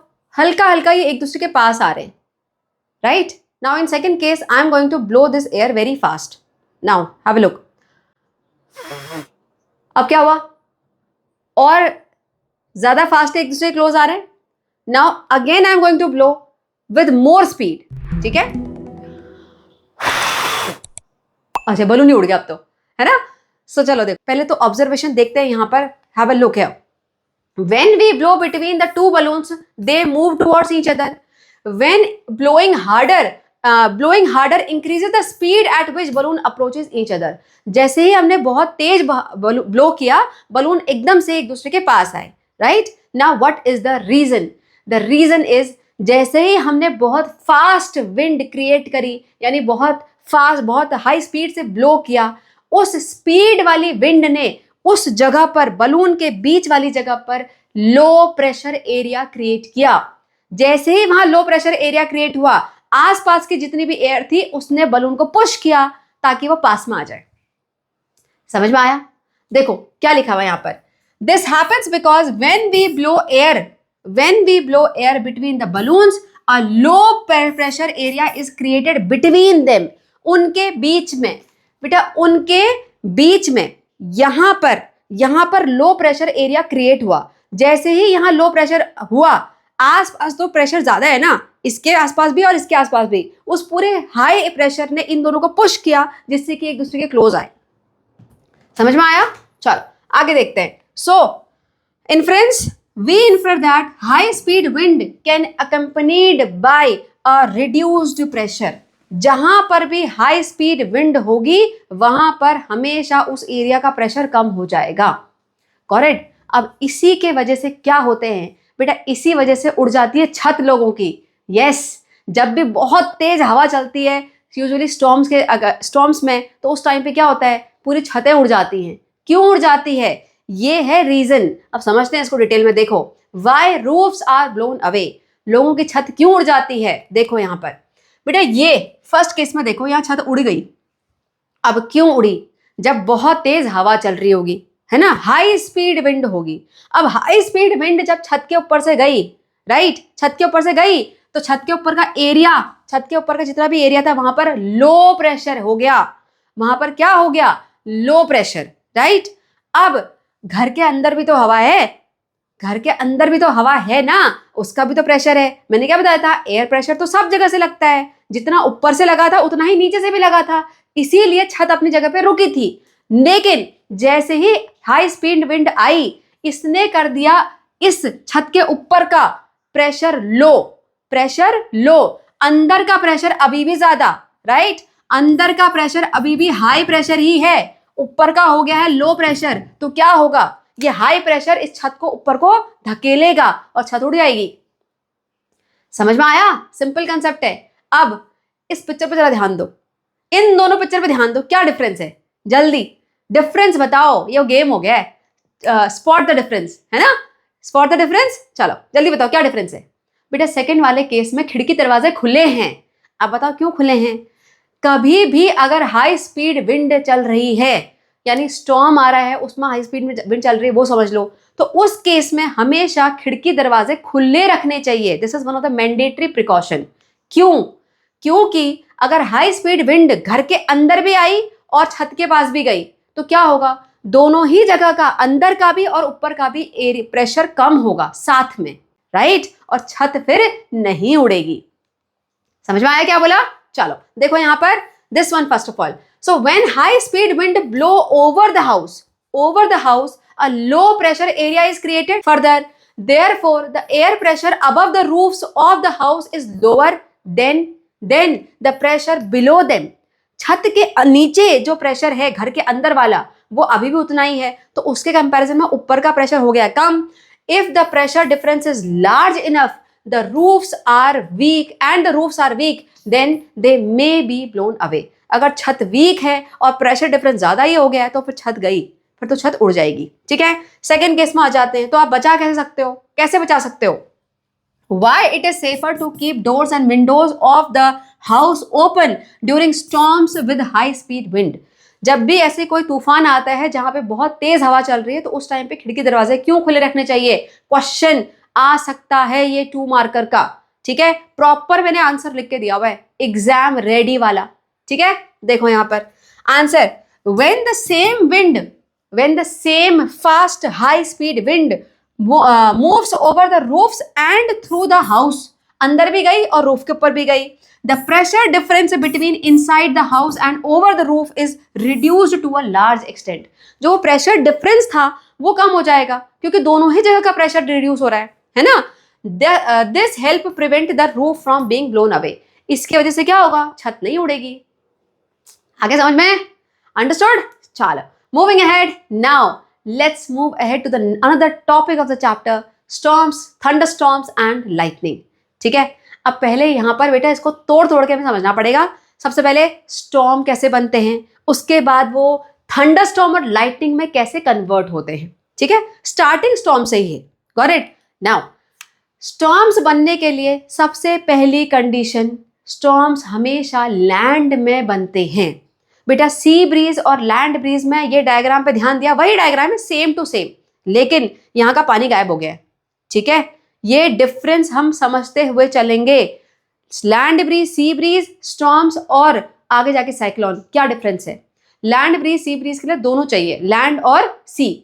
स्टॉर्म्स के लिए सिर्फ चाहिए लैंड, क्योंकि वो सिर्फ और सिर्फ लैंड में बनते हैं। ठीक है, अब कैसे बनते हैं वो देखते हैं। चलो स्टॉर्म्स कैसे बने, यहां पर फॉर्मेशन ऑफ स्टॉर्म्स, ये है लैंड के ऊपर होगी क्या, एयर। जैसे ही सन आएगा बेटा, सन जब आता है तो हमेशा हर जगह की लैंड एकदम एक साथ हीट अप नहीं होती है ना। किसी जगह कोई कंडीशन होती है, कहीं पेड़ ज्यादा होते हैं, कहीं कुछ होता है, तो ऐसे में अनइवन हीटिंग होती है लैंड की। कहीं पर लैंड ज्यादा गर्म हो जाता है, कहीं पर लैंड थोड़ा धीरे गर्म होता है। ठीक है, नाउ मान लो ये वाला एरिया ऐसा है जहां पर लैंड कुछ ज्यादा जल्दी गर्म हो गया है ना, तो अगर ये लैंड गर्म हुआ, ये जल्दी गर्म हुआ, तो इसकी सारी हीट एनर्जी किसके पास? अरे भाई किसके पास? गैशियस पार्टिकल्स के पास, एयर पार्टिकल्स के पास। तो एयर पार्टिकल हो गए warm, warm air always rises up, ये हो गई राइज अप। तो अब ये क्या क्रिएट हुआ? इतना क्या क्रिएट हुआ? ये क्रिएट हो गया आपका लो प्रेशर एरिया। लो प्रेशर एरिया है तो यहां से भी और यहां से भी क्या होगा? ये जो हाई प्रेशर वाला जो एरिया है वहां से विंड एकदम यहां को मूव करना स्टार्ट करेगी। करेगी कि नहीं करेगी? यस। सो बेटा यहां पर जैसे विंड आई, मान लो ये सारे के सारे एयर पार्टिकल यहां पर आ गए, तो यहां के लैंड तो अभी भी गर्म है, गर्म है कि नहीं? यस। अब ये गर्म है तो ये जितने भी एयर पार्टिकल और इस जगह पर आएंगे तो वो भी तो गर्म होंगे, फिर से होंगे। So now what will happen? Again those will also go up. जितने भी ये एयर पार्टिकल यहां से आए, ये गर्म हुए, फिर ऊपर चले गए, राइट? अब जितना ऊपर जाते हैं तो ये क्या हो रहा है? ये क्या दिख रहा है आपको? Air particle as the warm air rises up, जैसे ही वो ऊपर गए ये एक्सपैंड होते हैं। ये क्या होते हैं? एक्सपैंड होते हैं। और एक्सपैंड होते होते इनकी जो हीट एनर्जी होती है, जितने भी यहां से हीट एनर्जी लेके वार्म हुए थे बेसिकली, वो हाई एल्टीट्यूड पे जाने के बाद ठंडे हो जाते हैं। क्या हो जाते हैं? ठंडे हो जाते हैं। ठीक है, अब इनमें से बेटा एयर में गैशियस पार्टिकल के अलावा और क्या होता है? वाटर वेपर्स भी तो होते हैं। तो ये वाटर वेपर जैसे ऊपर गए ठंडे हो गए, तो वाटर वेपर ठंडे हो गए तो क्या बनाएंगे? क्या बनाएंगे? Water droplets. वाटर ड्रॉपलेट्स आपस में एग्रीगेट होंगे तो फिर क्या बनाएंगी? क्लाउड्स। क्या बनाएंगे? Clouds, right? सो ये हो गया धीरे धीरे क्लाउड का फॉर्मेशन। नाउ अब ये एयर ऊपर हो गई ठंडी, राइट? ऊपर जाके ये एयर ठंडी होती जा रही है, तो ये फिर से यहां पे सर्कुलेट होती है। ये सर्कुलेशन चलता रहता है। ठंडी एयर इस जगह पे आ रही है जहां पे ये वार्म लैंड था, यहां से ये एयर गर्म होकर ऊपर जा रही है, जितने भी वाटर वेपर्स थे वो कंडेंस होते जा रहे हैं, आपका क्लाउड बड़ा बड़ा बड़ा बनते जा रहा है, ठंडी एयर फिर सर्कुलेट हो रही है। So what is this? A continuous circulation, a continuous circulation, and this will create storm. यहां पर यह जो हवा आ रही है उसकी स्पीड इंक्रीज होती रहती है, and this is creating storm. Clear? चलो आगे समझते हैं यहां पर। So in a theoretical way, when land gets heated, एक जगह का पर्टिकुलर लैंड गर्म हो गया, the warm and moist air being lighter rises, thereby creating a low pressure area, right? The cooler air from the surrounding high pressure area, जहां पर भी high pressure area surrounding में था वहां से जितनी भी ठंडी हवा थी वो सारी अंदर आई। Flow take place, right? This air in turn gets heated and rises, फिर ये एयर उस गर्म जगह पे आएगी तो फिर वार्म हो जाएगी और rises up. This result in a continuous process of wind circulation, इसी से ये कंटिन्यूअस एक लूप बन जाता है सर्कुलेशन का। समझ में आया इतना? चलो आगे चलते हैं। Now as the rising air expands, it cools and moisture in it condense to form the water droplets, creating a clouds. जितनी भी एयर थी उसमें जितने भी वाटर ड्रॉपलेट्स थे वो ऊपर गए, ठंडे हुए, तो उन्होंने क्या बनाया? उन्होंने वो जो वाटर वेपर्स थे उन्होंने वाटर ड्रॉपलेट्स में कन्वर्ट हो गए, राइट? अब ये वाटर ड्रॉपलेट्स जब एग्रीगेट होंगे, इकट्ठा होंगे डस्ट पार्टिकल के चारों तरफ, तो ये क्या बनाएंगे? ये बनाएंगे क्लाउड्स। और इन्हीं क्लाउड्स से फिर हमें क्या मिलते हैं? हमें मिलती है रेन, हेल्स या स्नो। ठीक है, अब जब ये बारिश आती है उस तूफान के साथ तो हम उसको क्या बोलते हैं? स्टॉर्म। इसी को बोलते हैं स्टॉर्म। समझ में आया? So the strong winds accompanied by rain is called storm. Definition पता होनी चाहिए, फिल इन द ब्लैंक्स में आ सकता है। ठीक है, सिर्फ तेज हवा को नहीं, the rain accompanied by the strong winds is known as storm. कैसे बना? समझ में आया? It is all because of the pressure difference. बेटा एक बात याद रखो, किसी भी चीज की शुरुआत किससे होती है? टेम्परेचर डिफरेंस से।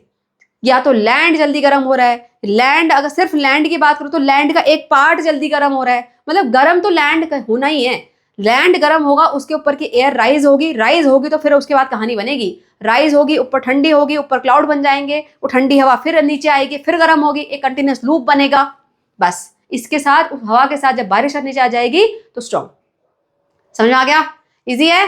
चलो आगे चलते हैं। नाउ अब बेटा ये स्टॉर्म से, ये जो स्टॉर्म हमने पढ़ा अभी जो बना, उसी से ये थंडर स्टॉर्म तक कैसे पहुंच गया और यहाँ लाइटनिंग कैसे हो गई। आपने देखा होगा कई बार जब बहुत तेज हवा चलती है, बारिश होती है, तो उसके साथ बहुत गड़गड़ाहट भी होती है ना, ऐसा थंडरिंग होती है बहुत ज्यादा, राइट। और फिर एक बिजली कड़कती है बड़ी शार्प सी, उसको हम लाइटनिंग बोलते हैं, राइट। अब ये कैसे हुआ, अगेन समझते हैं। यहाँ पर देखो बेटा, कुछ ऐसी कंडीशंस होती हैं, सर्टेन कंडीशंस के अकॉर्डिंग में, जो ये वार्म एयर ऊपर गई, जो ये वार्म एयर ऊपर गई स्टॉर्म्स बनाने के लिए, जो बन रहा था ना उसमें वार्म एयर ऊपर जा रही थी, वो कुछ ज्यादा ही ऊपर चली जाती है। जितना ऊपर जाएगी उतनी ज्यादा ठंडी होगी, ये तो फैक्ट पता होना चाहिए आपको। जितना हम हाई एल्टीट्यूड में जाएंगे उतना टेम्परेचर ड्रॉप होता है, तो जितना एयर, वो वार्म एयर ऊपर ऊपर ऊपर जाती रहेगी, उतना वो ज्यादा ठंडी होती रहेगी। अब अगर कुछ ज्यादा ही ठंडा हो गया तो वाटर ड्रॉपलेट की जगह क्या बनेंगे, आइस क्रिस्टल्स। यस, यहां से शुरुआत होती है आपकी लाइटनिंग की बनने की, लाइटनिंग की तैयारी हो रही है यहाँ पर, ठीक है। आइस क्रिस्टल, ये याद रखना है आपको। जैसे ही कुछ कंडीशन के अकॉर्डिंग वार्म एयर को ज्यादा ऊपर चली जाएगी तो वाटर ड्रॉपलेट कन्वर्ट हो जाते हैं आइस क्रिस्टल्स में, ठीक है। चलो आगे चलते हैं। Under certain conditions warm air rises to a great height that the low temperature there converts the water droplet into ice particles, ठीक है। now अब आइस पार्टिकल ऊपर है, नीचे क्या है, वाटर। बहुत हाइट में जाके आइस पार्टिकल है ना, लेकिन नीचे नीचे जो क्लाउड बने उसमें तो अभी भी वाटर ही है। यस, उसके अलावा चल रही है वहां पर हवा। यस, ये तीनों का कॉम्बिनेशन डेडली।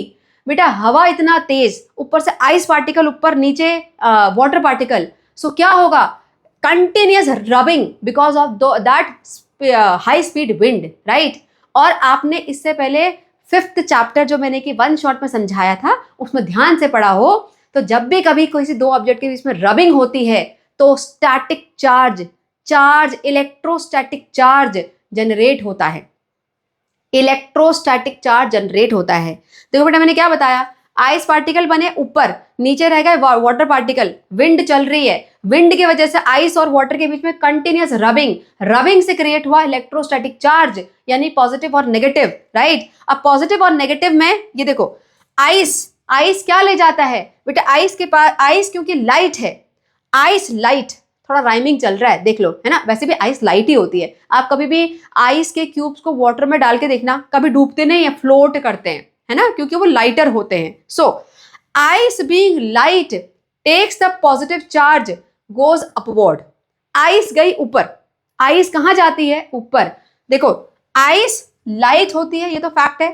लाइट के बाद टी आ रहा है तो positive, plus light, ice light positive goes upward, right.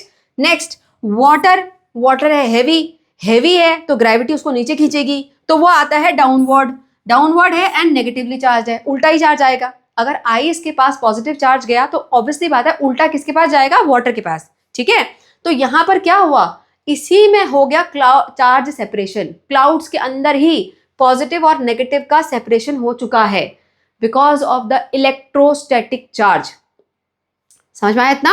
Now further what happens, बेटा ये कई बार आपने देखा होगा जब लाइटनिंग होती है तो वो ऊपर ही ऊपर हो रही होती है, बादलों में अपना उनका चल रहा है ना, क्लाउड्स में ही लाइटनिंग अंदर ही ऊपर लाइट स्ट्रीक दिखेगी आपको। लेकिन कई बार लाइटनिंग ऐसी होती है कि ऐसा लगता है ऊपर से नीचे किसी ने मार दिया, जमीन तक पहुंच जाती है ना। सो दो डिफरेंट टाइप की लाइटनिंग आपको देखने को मिलती है within the clouds and from clouds to the ground.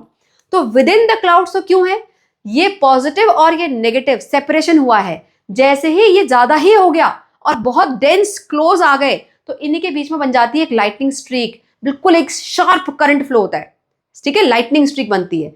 अब ये जो नेगेटिव चार्ज नीचे बना ना, इलेक्ट्रोस्टैटिक चार्ज की एक खास बात होती है कि चार्ज्ड बॉडी एक न्यूट्रल बॉडी में भी चार्ज खींच सकती है।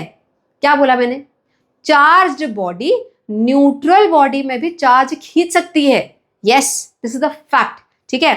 अब यहां पर ये है क्लाउड्स में नेगेटिव चार्ज, ग्राउंड में अभी तक कोई चार्ज नहीं था, लेकिन ये क्लाउड में इतना ज्यादा एक्यूमुलेशन हो जाता है नेगेटिव चार्ज का कि ये जो न्यूट्रल हमारी धरती थी वहां से भी सारा का सारा पॉजिटिव उल्टा वाला चार्ज ऊपर ऊपर आना शुरू हो जाता है।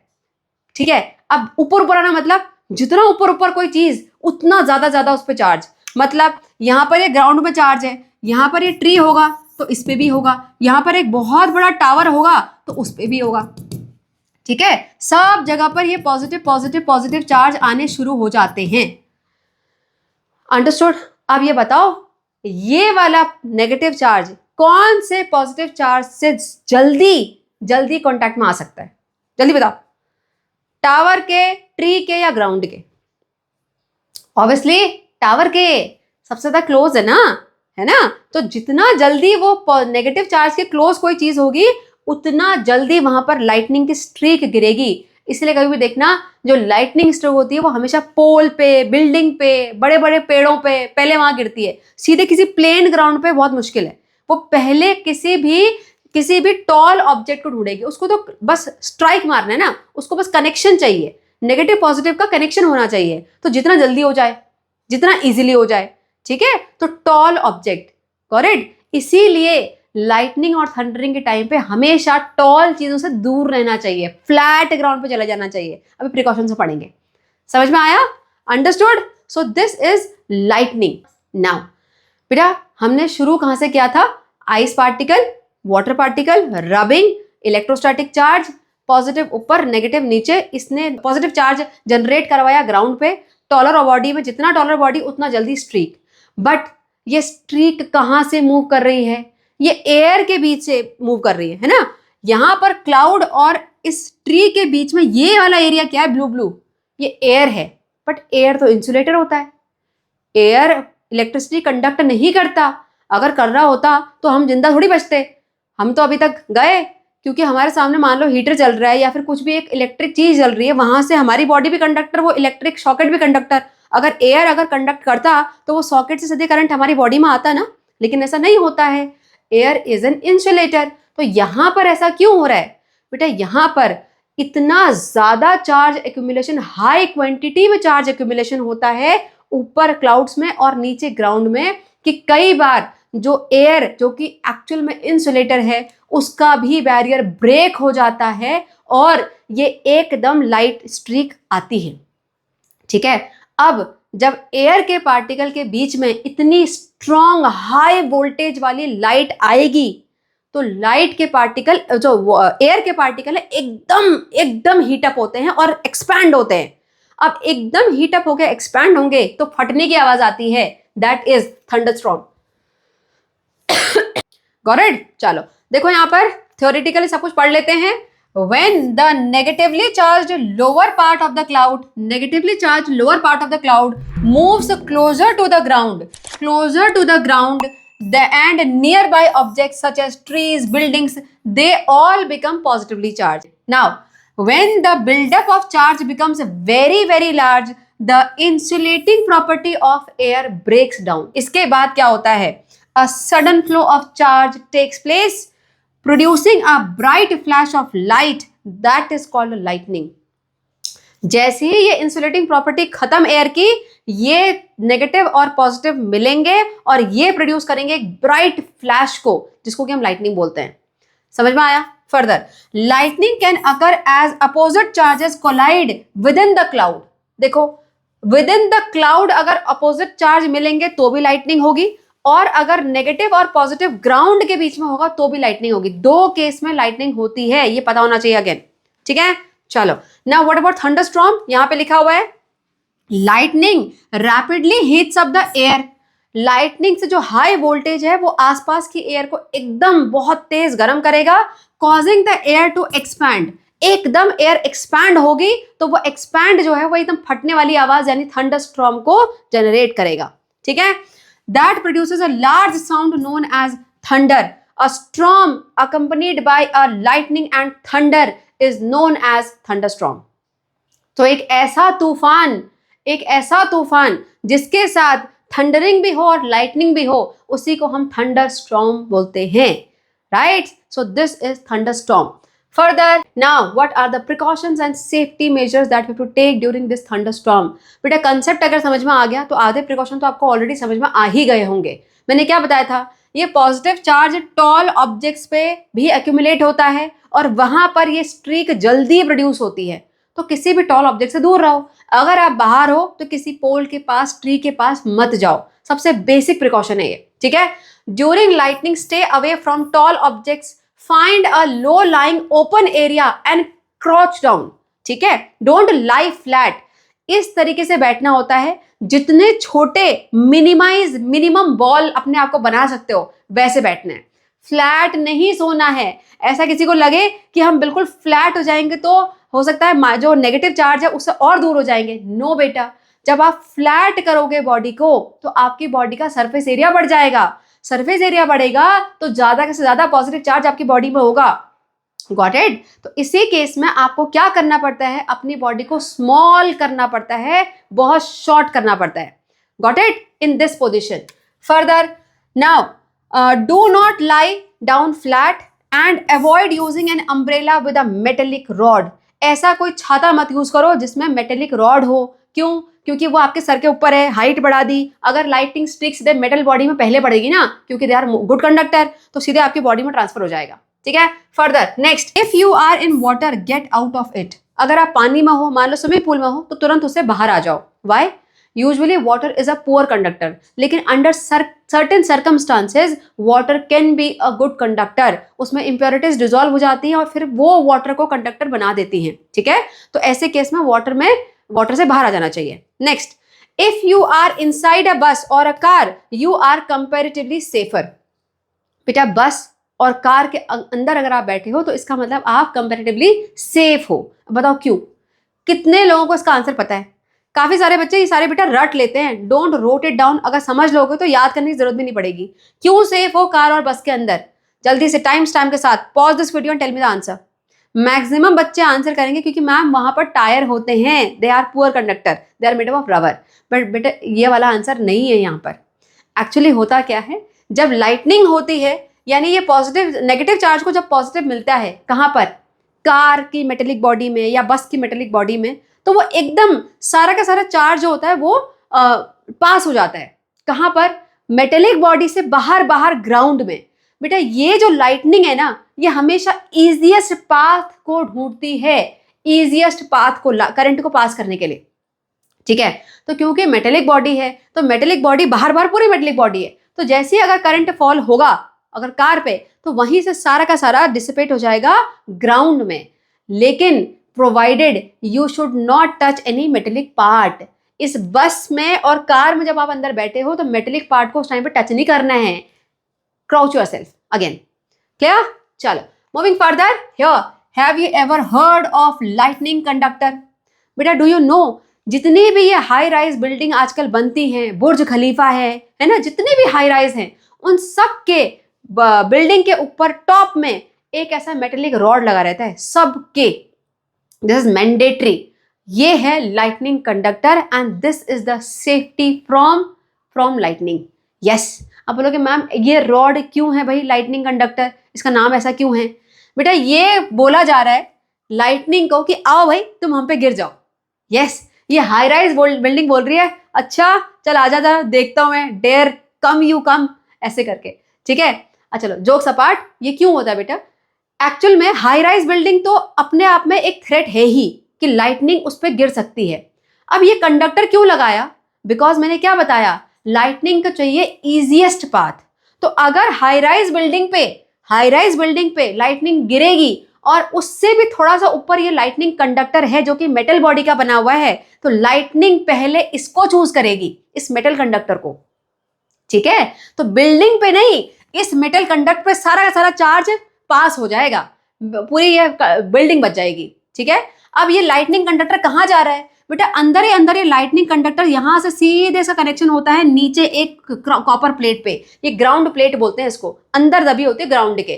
तो यहां से बेसिकली जितनी भी लाइटनिंग वाला चार्ज गया वो सीधे ग्राउंड में पास हो जाता है और बिल्डिंग बच जाती है। So this is lightning conductor, ठीक है। क्या है lightning conductor? A metal rod over the high rise building which is connected directly to the ground through a copper plate. That's it. और इसका काम क्या है? To keep the building safe from the lightning. Understood? चलो, moving ahead, now we are moving to the last part of this chapter, that is cyclone. अब हमें समझना है कि साइक्लोन कैसे फॉर्म होते हैं। ठीक है बेटा, सेम कंसेप्ट अप्लाई होगा जो कि हमने अभी तक पढ़ा, लेकिन यहाँ पे सिर्फ और सिर्फ इतना डिफरेंस है कि ये सी में बनता है। देखो डिफरेंस, सी ब्रीज और लैंड ब्रीज दोनों सी और लैंड का कॉम्बिनेशन, स्टॉर्म्स सिर्फ और सिर्फ लैंड, और साइक्लोन्स सिर्फ और सिर्फ सी में ओरिजिनेट होते हैं। अब कैसे होते हैं? अगेन कहानी कहां से शुरू होती है? अनइवन हीटिंग से। तो ये है आपका सी के ऊपर ये सारे के सारे आपके एयर पार्टिकल्स। ठीक है, यहाँ पे सन एनर्जी मिलेगी, सन एनर्जी से सी भी कई बार अनइवन हीटिंग हो सकती है।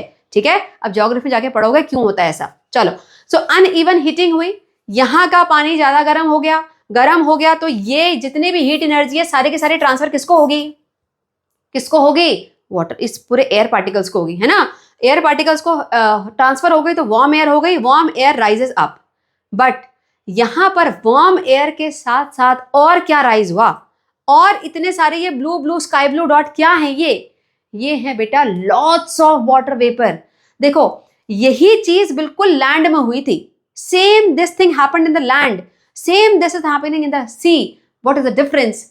लैंड में जो ह्यूमिडिटी की वजह से जितने भी वाटर वेपर्स थे वो ऊपर जा रहे थे और वो क्लाउड बना रहे थे, लेकिन यहां पर ये सी से भी तो इवेपोरेशन हो रहा है ना। तो जितना सी में वाटर है वो अगर इवेपोरेट हो रहा है तो बहुत ज्यादा क्वांटिटी में यहां पर क्या होंगे? Water vapours. और इसी से आता है difference between cyclone and storm. ठीक है, चलो अब ये जब सब कुछ ऊपर गया, क्या क्या भाई? वार्म एयर भी ऊपर गई और साथ में वाटर वेपर्स भी ऊपर गए। ऊपर जाएंगे हाई एल्टीट्यूड में तो ठंडे होंगे, ये तो पता ही है ना, हाई एल्टीट्यूड में ठंडे हो जाते हैं। नाउ यहां पर आपको एक कंसेप्ट को थोड़ा सा रिकॉल कर रहे हैं। क्या है वो कंसेप्ट? ये वाला पढ़ा है, ये कहां पढ़ा है? चैप्टर 7 में डिटेल में पढ़ाया था मैंने आपको। ये देखो, ये है बेटा 3 states of water, right. This is ice, water vapour, right. Now हमें यहाँ पे ध्यान देना, जरा इस वाले पे ध्यान देते हैं बेटा। वाटर से वाटर वेपर में कैसे बनते हैं? इवेपोरेशन से, है ना। और इवेपोरेशन के लिए क्या चाहिए होती है? Heat energy. Heat energy water को मिलती है तो इवेपोरेशन होता है और वाटर वेपर में कन्वर्ट हो जाते हैं। लेकिन जब वाटर वेपर का टेम्परेचर कम होगा, ये टेम्परेचर कम होगा तो कंडेंसेशन होता है ना, होता है कि नहीं होता है? तो वाटर वेपर के पास, वाटर से वाटर वेपर जब बने तो उनके पास आ गई हीट एनर्जी। वाटर वेपर्स के पास क्या है? Heat energy. जब वो कंडेंस होंगे तो वो सारे के सारे जितने भी हीट एनर्जी है उसको रिलीज कर देंगे। कहां? सराउंडिंग में, राइट। अपने आसपास के सराउंडिंग में वो हीट एनर्जी सारी सारी अपने रिलीज कर देंगे और वो बन जाएंगे दोबारा वाटर ड्रॉपलेट्स में। ठीक है, अब आ जाओ दोबारा से इस कंसेप्ट में। ठीक है, चलो अब देखते हैं यहाँ पर बेटा। यहाँ पर यहाँ का पानी गर्म, warm air rises up along with lots of water vapour. Water vapour के पास है वो हीट एनर्जी। अब हीट एनर्जी के साथ ये ऊपर गए, कंडेंस हो गए क्योंकि वहां टेम्परेचर कम है ना। जब कंडेंस होंगे तो अपनी हीट एनर्जी रिलीज कर देंगे यहां पूरी सराउंडिंग में।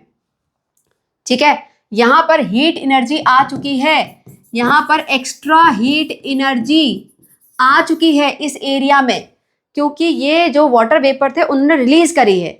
अब यहां भी हीट एनर्जी, और ये तो है ही गर्म, ये वाला पानी तो पहले से गर्म है ही। अब क्या हो रहा है? ये जो लो प्रेशर एरिया था, ये ठंडी हवा यहां से इस एरिया में आई, फिर ऊपर गई, फिर नीचे आई, right.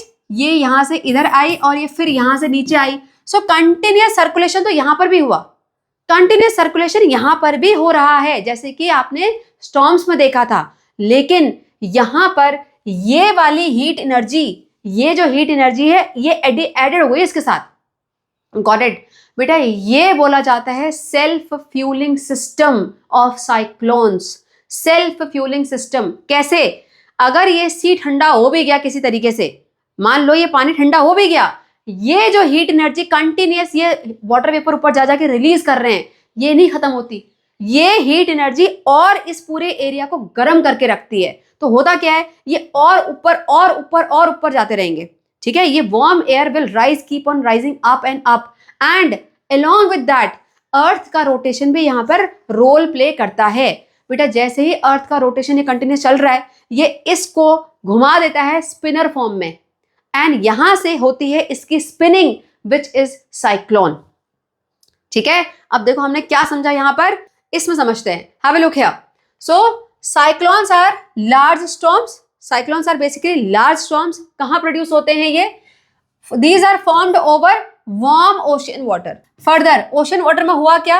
The warm and moist air rises up. Again, warm जहां पर होगा उसके ऊपर की हवा warm हो जाएगी, वो ऊपर को rise होगी.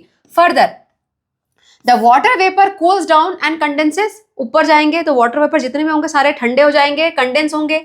Now, further, heat is released back into the atmosphere. जैसे ही कंडेंस होंगे, जो भी उनके पास हीट एनर्जी होगी वो सारी की सारी रिलीज हो जाएगी एटमॉस्फेयर में। Now this act as a fuel, ये क्या कर रहा है? ये फ्यूल की तरह एक्ट कर रहा है इस पूरे सिस्टम को और बढ़ाने के लिए। ठीक है, so this act as a fuel for warming the whole ascending air. नीचे से जितनी भी एयर और ऊपर आती जा रही है वार्म एयर, उसको और गर्म कर रहा है ये। ठीक है, so ascending air leading it to rise even further. नीचे से गर्म हवा तो आ ही रही है, उस गर्म हवा को ठंडा नहीं होने दे रहा। पहले क्या हो रही थी, जो गर्म हवा ऊपर जा रही थी वो एक नॉर्मल हाइट पे जाके ठंडी हो जा रही थी। नाउ जो ये हीट एनर्जी रिलीज करी इन्होंने, वो उस वार्म एयर को ठंडा नहीं होने दे रही, वो उसको और ऊपर जाने दे रही है, भेज रही है। ठीक है, so it act as a fuel for warming the ascending air, leading it to rise even further, creating an even low pressure. बेटा जितना ज्यादा एयर ऊपर जाएगी उतना नीचे एयर प्रेशर कम होता रहेगा। उससे क्या होगा? हाई एयर प्रेशर एरिया से और एयर अंदर आती रहेगी। Got it? So that's why यहां पर स्पीड ऑफ विंड बढ़ती रहती है, कंटिन्यूस बढ़ती रहती है। ठीक है, that's why it is cyclone. चलो आगे देखते हैं। नाउ अर्थ रोटेशन आ गया यहाँ पिक्चर में। So earth rotation causes this moving air to spin. यहां से शुरू होती है spinning. This cycle is repeated. ये जो कंटिन्यूस बताया, हाई जाने का, फिर दोबारा विंड अंदर आने का, हाई प्रेशर से लो प्रेशर में, ये चलता ही रहता है जब तक ये साइक्लोन सी में रहेगा, ये कंटिन्यूस बढ़ता रहता है। It keeps on growing and growing. तो बोलोगे मैम खत्म कब होता है? फिर ये खत्म तब होगा जब यहाँ पर वाटर वेपर्स ऊपर जाना बंद हो जाएंगे। और वो कब बंद करेंगे? जब नीचे पानी ना हो, यानी कि लैंड में। तो जब ये साइक्लोन लैंड को हिट करते हैं उसके बाद जाके ये खत्म होते हैं। लेकिन जब तक ये खत्म होते हैं तब तक ये पूरा लैंड डिस्ट्रॉय कर चुके होते हैं। ठीक है, अभी आगे भी देखेंगे डिस्ट्रक्शन के बारे में। चलो, so this cycle is repeated resulting in the creation of very low pressure area with high speed wind revolving around it. Now this spinning system of clouds, winds and rain is called cyclone. चलो moving ahead. Now here in cyclone, the region of the lowest pressure area at the center is known as eye of cyclone. यहाँ पे देखो in this picture, ये वाली picture में देखते हैं। बेटा ये एक्चुअल साइक्लोन बन रहा है, ऊपर से दी हुई पिक्चर है। इसके सेंटर में ये दिख रहा है, ये this is I of cyclone. सबसे लो प्रेशर एरिया, इतना काम पता भी नहीं पड़ेगा अगर यहाँ पे कोई होगा तो उसको कि आसपास इतना साइक्लोन बन रखा है। ठीक है, but that is a deadly one. चलो आगे देखते हैं। So in cyclone, the region of lowest pressure area is at the center, that is known as eye of cyclone. पता होना चाहिए ये। ठीक है, ये क्वेश्चन 1 मार्क्स में एमसीक्यू में बन सकता है। Where is the lowest pressure in the cyclone? At the center. But it is called eye of cyclone. Clear? देखो कैसे बन रहा है यहाँ पर, ये चल रहा है। Have a look here. This whole cyclone is spinning, है ना? ये है बीच में eye of the cyclone. Understood? चलो आगे देखते हैं। Now, at the eye of the cyclone, the wind is calm, but the surrounding region experiences strong winds and heavy rainfall. As cyclone moves from ocean towards the land, it generates high wind speed compared to the wind speeds produced by the regular thunderstorms. बेटे जो regular thunderstorms हमने पहले देखे थे उनके comparison में यहाँ पे जो विंड की स्पीड होती है वो बहुत ज़्यादा होती है, क्योंकि यहाँ पे जो सेंटर जो हमने देखा आई ऑफ द स्टॉर्म वो बहुत लो प्रेशर होता है, उसके वजह से आसपास हाई प्रेशर से बहुत स्पीड से विंड अंदर आ रही होती है। ठीक है, तो यहाँ पर विंड स्पीड बहुत ज़्यादा होती है comparatively. Understood? Further, once the cyclone reaches the land, the source of moist air is cut off and it gradually loses strength. देखो साइक्लोन कब खत्म होता है?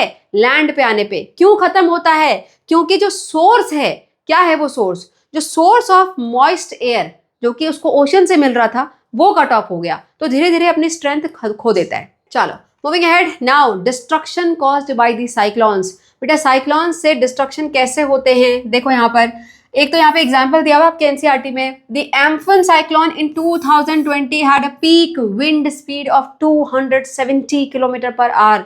हम अगर हाई स्पीड में कार चलाएं अगर हाईवे पे, तो उस टाइम पे हम 120 130 जा रहे होते हैं, तो भी इतना फास्ट चलते हैं। ये है 270 kilometre per hour, how deadly it is. ठीक है, देखो फर्स्ट ऑफ ऑल जो स्ट्रॉन्ग विंड्स होती हैं, जो साइक्लोन में स्ट्रॉन्ग विंड्स होती हैं, they all pushes the ocean water towards the land. बेटा विंड होगी तो पानी को धक्का देगी, उस पानी को जब धक्का देती है ना तो उस वाटर की एक वॉल बन जाती है। That wall is as high as 3 to 12 metre. 3 to 12 metre, लगभग 3 स्टोरी बिल्डिंग होगी अगर 12 मीटर तक भी जाएंगे तो। ठीक है, उतनी ऊंची अगर वॉल वाटर की बनेगी और वो स्प्लैश होगा अगर किसी भी चीज पे, तो डिस्ट्रक्शन तो ऑब्वियसली होगा ही, है ना। So because of this, next flood coastal areas and even areas far from the sea. इतना पानी अगर लैंड में जाके गिरेगा तो फ्लड आ जाएगा, है ना, तो फ्लड से डिस्ट्रक्शन हो जाएगा। Next the heavy rainfall, cyclone के साथ रेनफॉल भी तो आ ही रहा है। The heavy rainfall may cause the river to overflow and can cause the landslide also. एकदम पानी, नदी का पानी बढ़ेगा तो लैंडस्लाइड भी हो सकता है। सी वाटर, देखो ओशन से पानी आ रहा है तो सी वाटर यानी सॉल्टी वाटर, अगर वो आएगा लैंड में तो पानी जो लैंड का है वो भी कंटामिनेट हो जाएगा, हम कैसे पियेंगे उसको, है ना। उसके अलावा जो एग्रीकल्चर है वो भी डैमेज हो जाएगा। जो सॉइल है उसमें अगर सॉल्ट ज्यादा होगा तो वो इनफर्टाइल हो जाएगी, तो एग्रीकल्चर पे इफेक्ट पड़ेगा, है ना। कितने तरीके से डैमेज हो रहा है उसको देखो यहाँ पर। The salt sea water can make the soil less fertile affecting the crops. Now roads may get blocked, अगर इतनी तेज हवा चलेगी, इतना जोर से पानी आएगा तो लैंड में ट्री फॉल हो जाएंगे, पोल्स गिर जाते हैं, घर गिर जाते हैं, है ना। तो ऐसे में क्या होगा, रोड ब्लॉक हो सकता है उनकी डेब्रीज से, right, and making it difficult to reach the affected area. और जब अफेक्ट होता है कोई एरिया तो ऐसे केस में जो हेल्प जाते हैं, अगर कोई हेल्प करना चाहता भी है तो वो डायरेक्ट नहीं जा सकता वहां पर, ठीक है, क्योंकि रोड ब्लॉक हो जाता है। Next power outage, the main thing, पूरा जो पावर का नेटवर्क होता है वो टूट जाता है, यानी लाइट सप्लाई नहीं आती बहुत बहुत दिनों तक, ठीक है। So power outage can last for days disturbing the emergency service and the daily life. Understood? So this is the massive destruction that a cyclone can cause. Clear? चलो, now what are the precautions that we can take? बेटा cyclones के लिए कोई precautions भी तो होते होंगे। Yes होते हैं, देखो यहाँ पर बेटा first of all thanks to the weather monitoring satellites, आजकल साइक्लोन का पता पहले पड़ जाता है, the best thing. So thanks to the weather monitoring satellites, today we can track cyclones and predict their path, also helping us to reduce their impact on life and property. बेटा cyclone कब आने वाला है, किस direction में आने वाला है, कौन से सिटी को पहले हिट करने वाला है, सब कुछ पहले आजकल पता पड़ सकता है। तो उससे क्या होगा, अगर हमें पता पड़ रहा है कि भाई इस सिटी को अफेक्ट पहले करने वाला है तो we can take precautions there ना, वी कैन इवैक्यूएट इट, वहां पे पहले ही हम इमरजेंसी मटेरियल ला के रख दें। Clear? Next several national and international organizations work together to monitor cyclone related disasters. आजकल कई सारी कंट्रीज मिलके इस साइक्लोन को मॉनिटर करते हैं। Next, now what you have to do, stay updated on weather reports.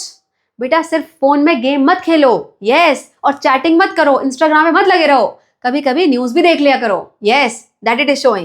So stay updated on weather reports, periodic alerts and warning issued by IMD. Now what is IMD? I am expecting answer from you at least of this. So time के साथ में जल्दी से full form बताओ इसका, IMD का। देखती हूँ किसको पता है। IMD ये कुछ अपने इंडिया का ही है, ठीक है। चलो, now if you live in any cyclone prone area, keep an emergency kit ready with essential items in it. बेटा अगर आप किसी साइक्लोन प्रोन एरिया में हो तो हमेशा एक इमरजेंसी किट आपके पास होना चाहिए, जिसमें मेडिकल फैसिलिटी हो, टॉर्च हो आपके पास, ठीक है, और कुछ एक फोन हो, उसमें बैटरी होनी चाहिए, ये सब चीजों का ध्यान देना है। Next, now during cyclone quickly move to the nearby designated cyclone shelter. अगर आपको पता है कि भाई साइक्लोन हमारे एरिया में आने वाला है तो जो साइक्लोन शेल्टर बनाए जाते हैं, एक्चुअली बनाए जाते हैं, वहां चले जाना चाहिए। Am I clear? Understood? चलो, so with this we are done with this chapter. हमारे सारे टॉपिक इस चैप्टर के हो गए हैं खत्म, ठीक है।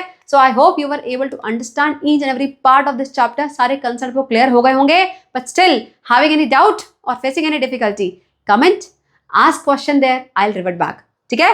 चलो, see you soon for the next chapter. Till then, take care and bye bye.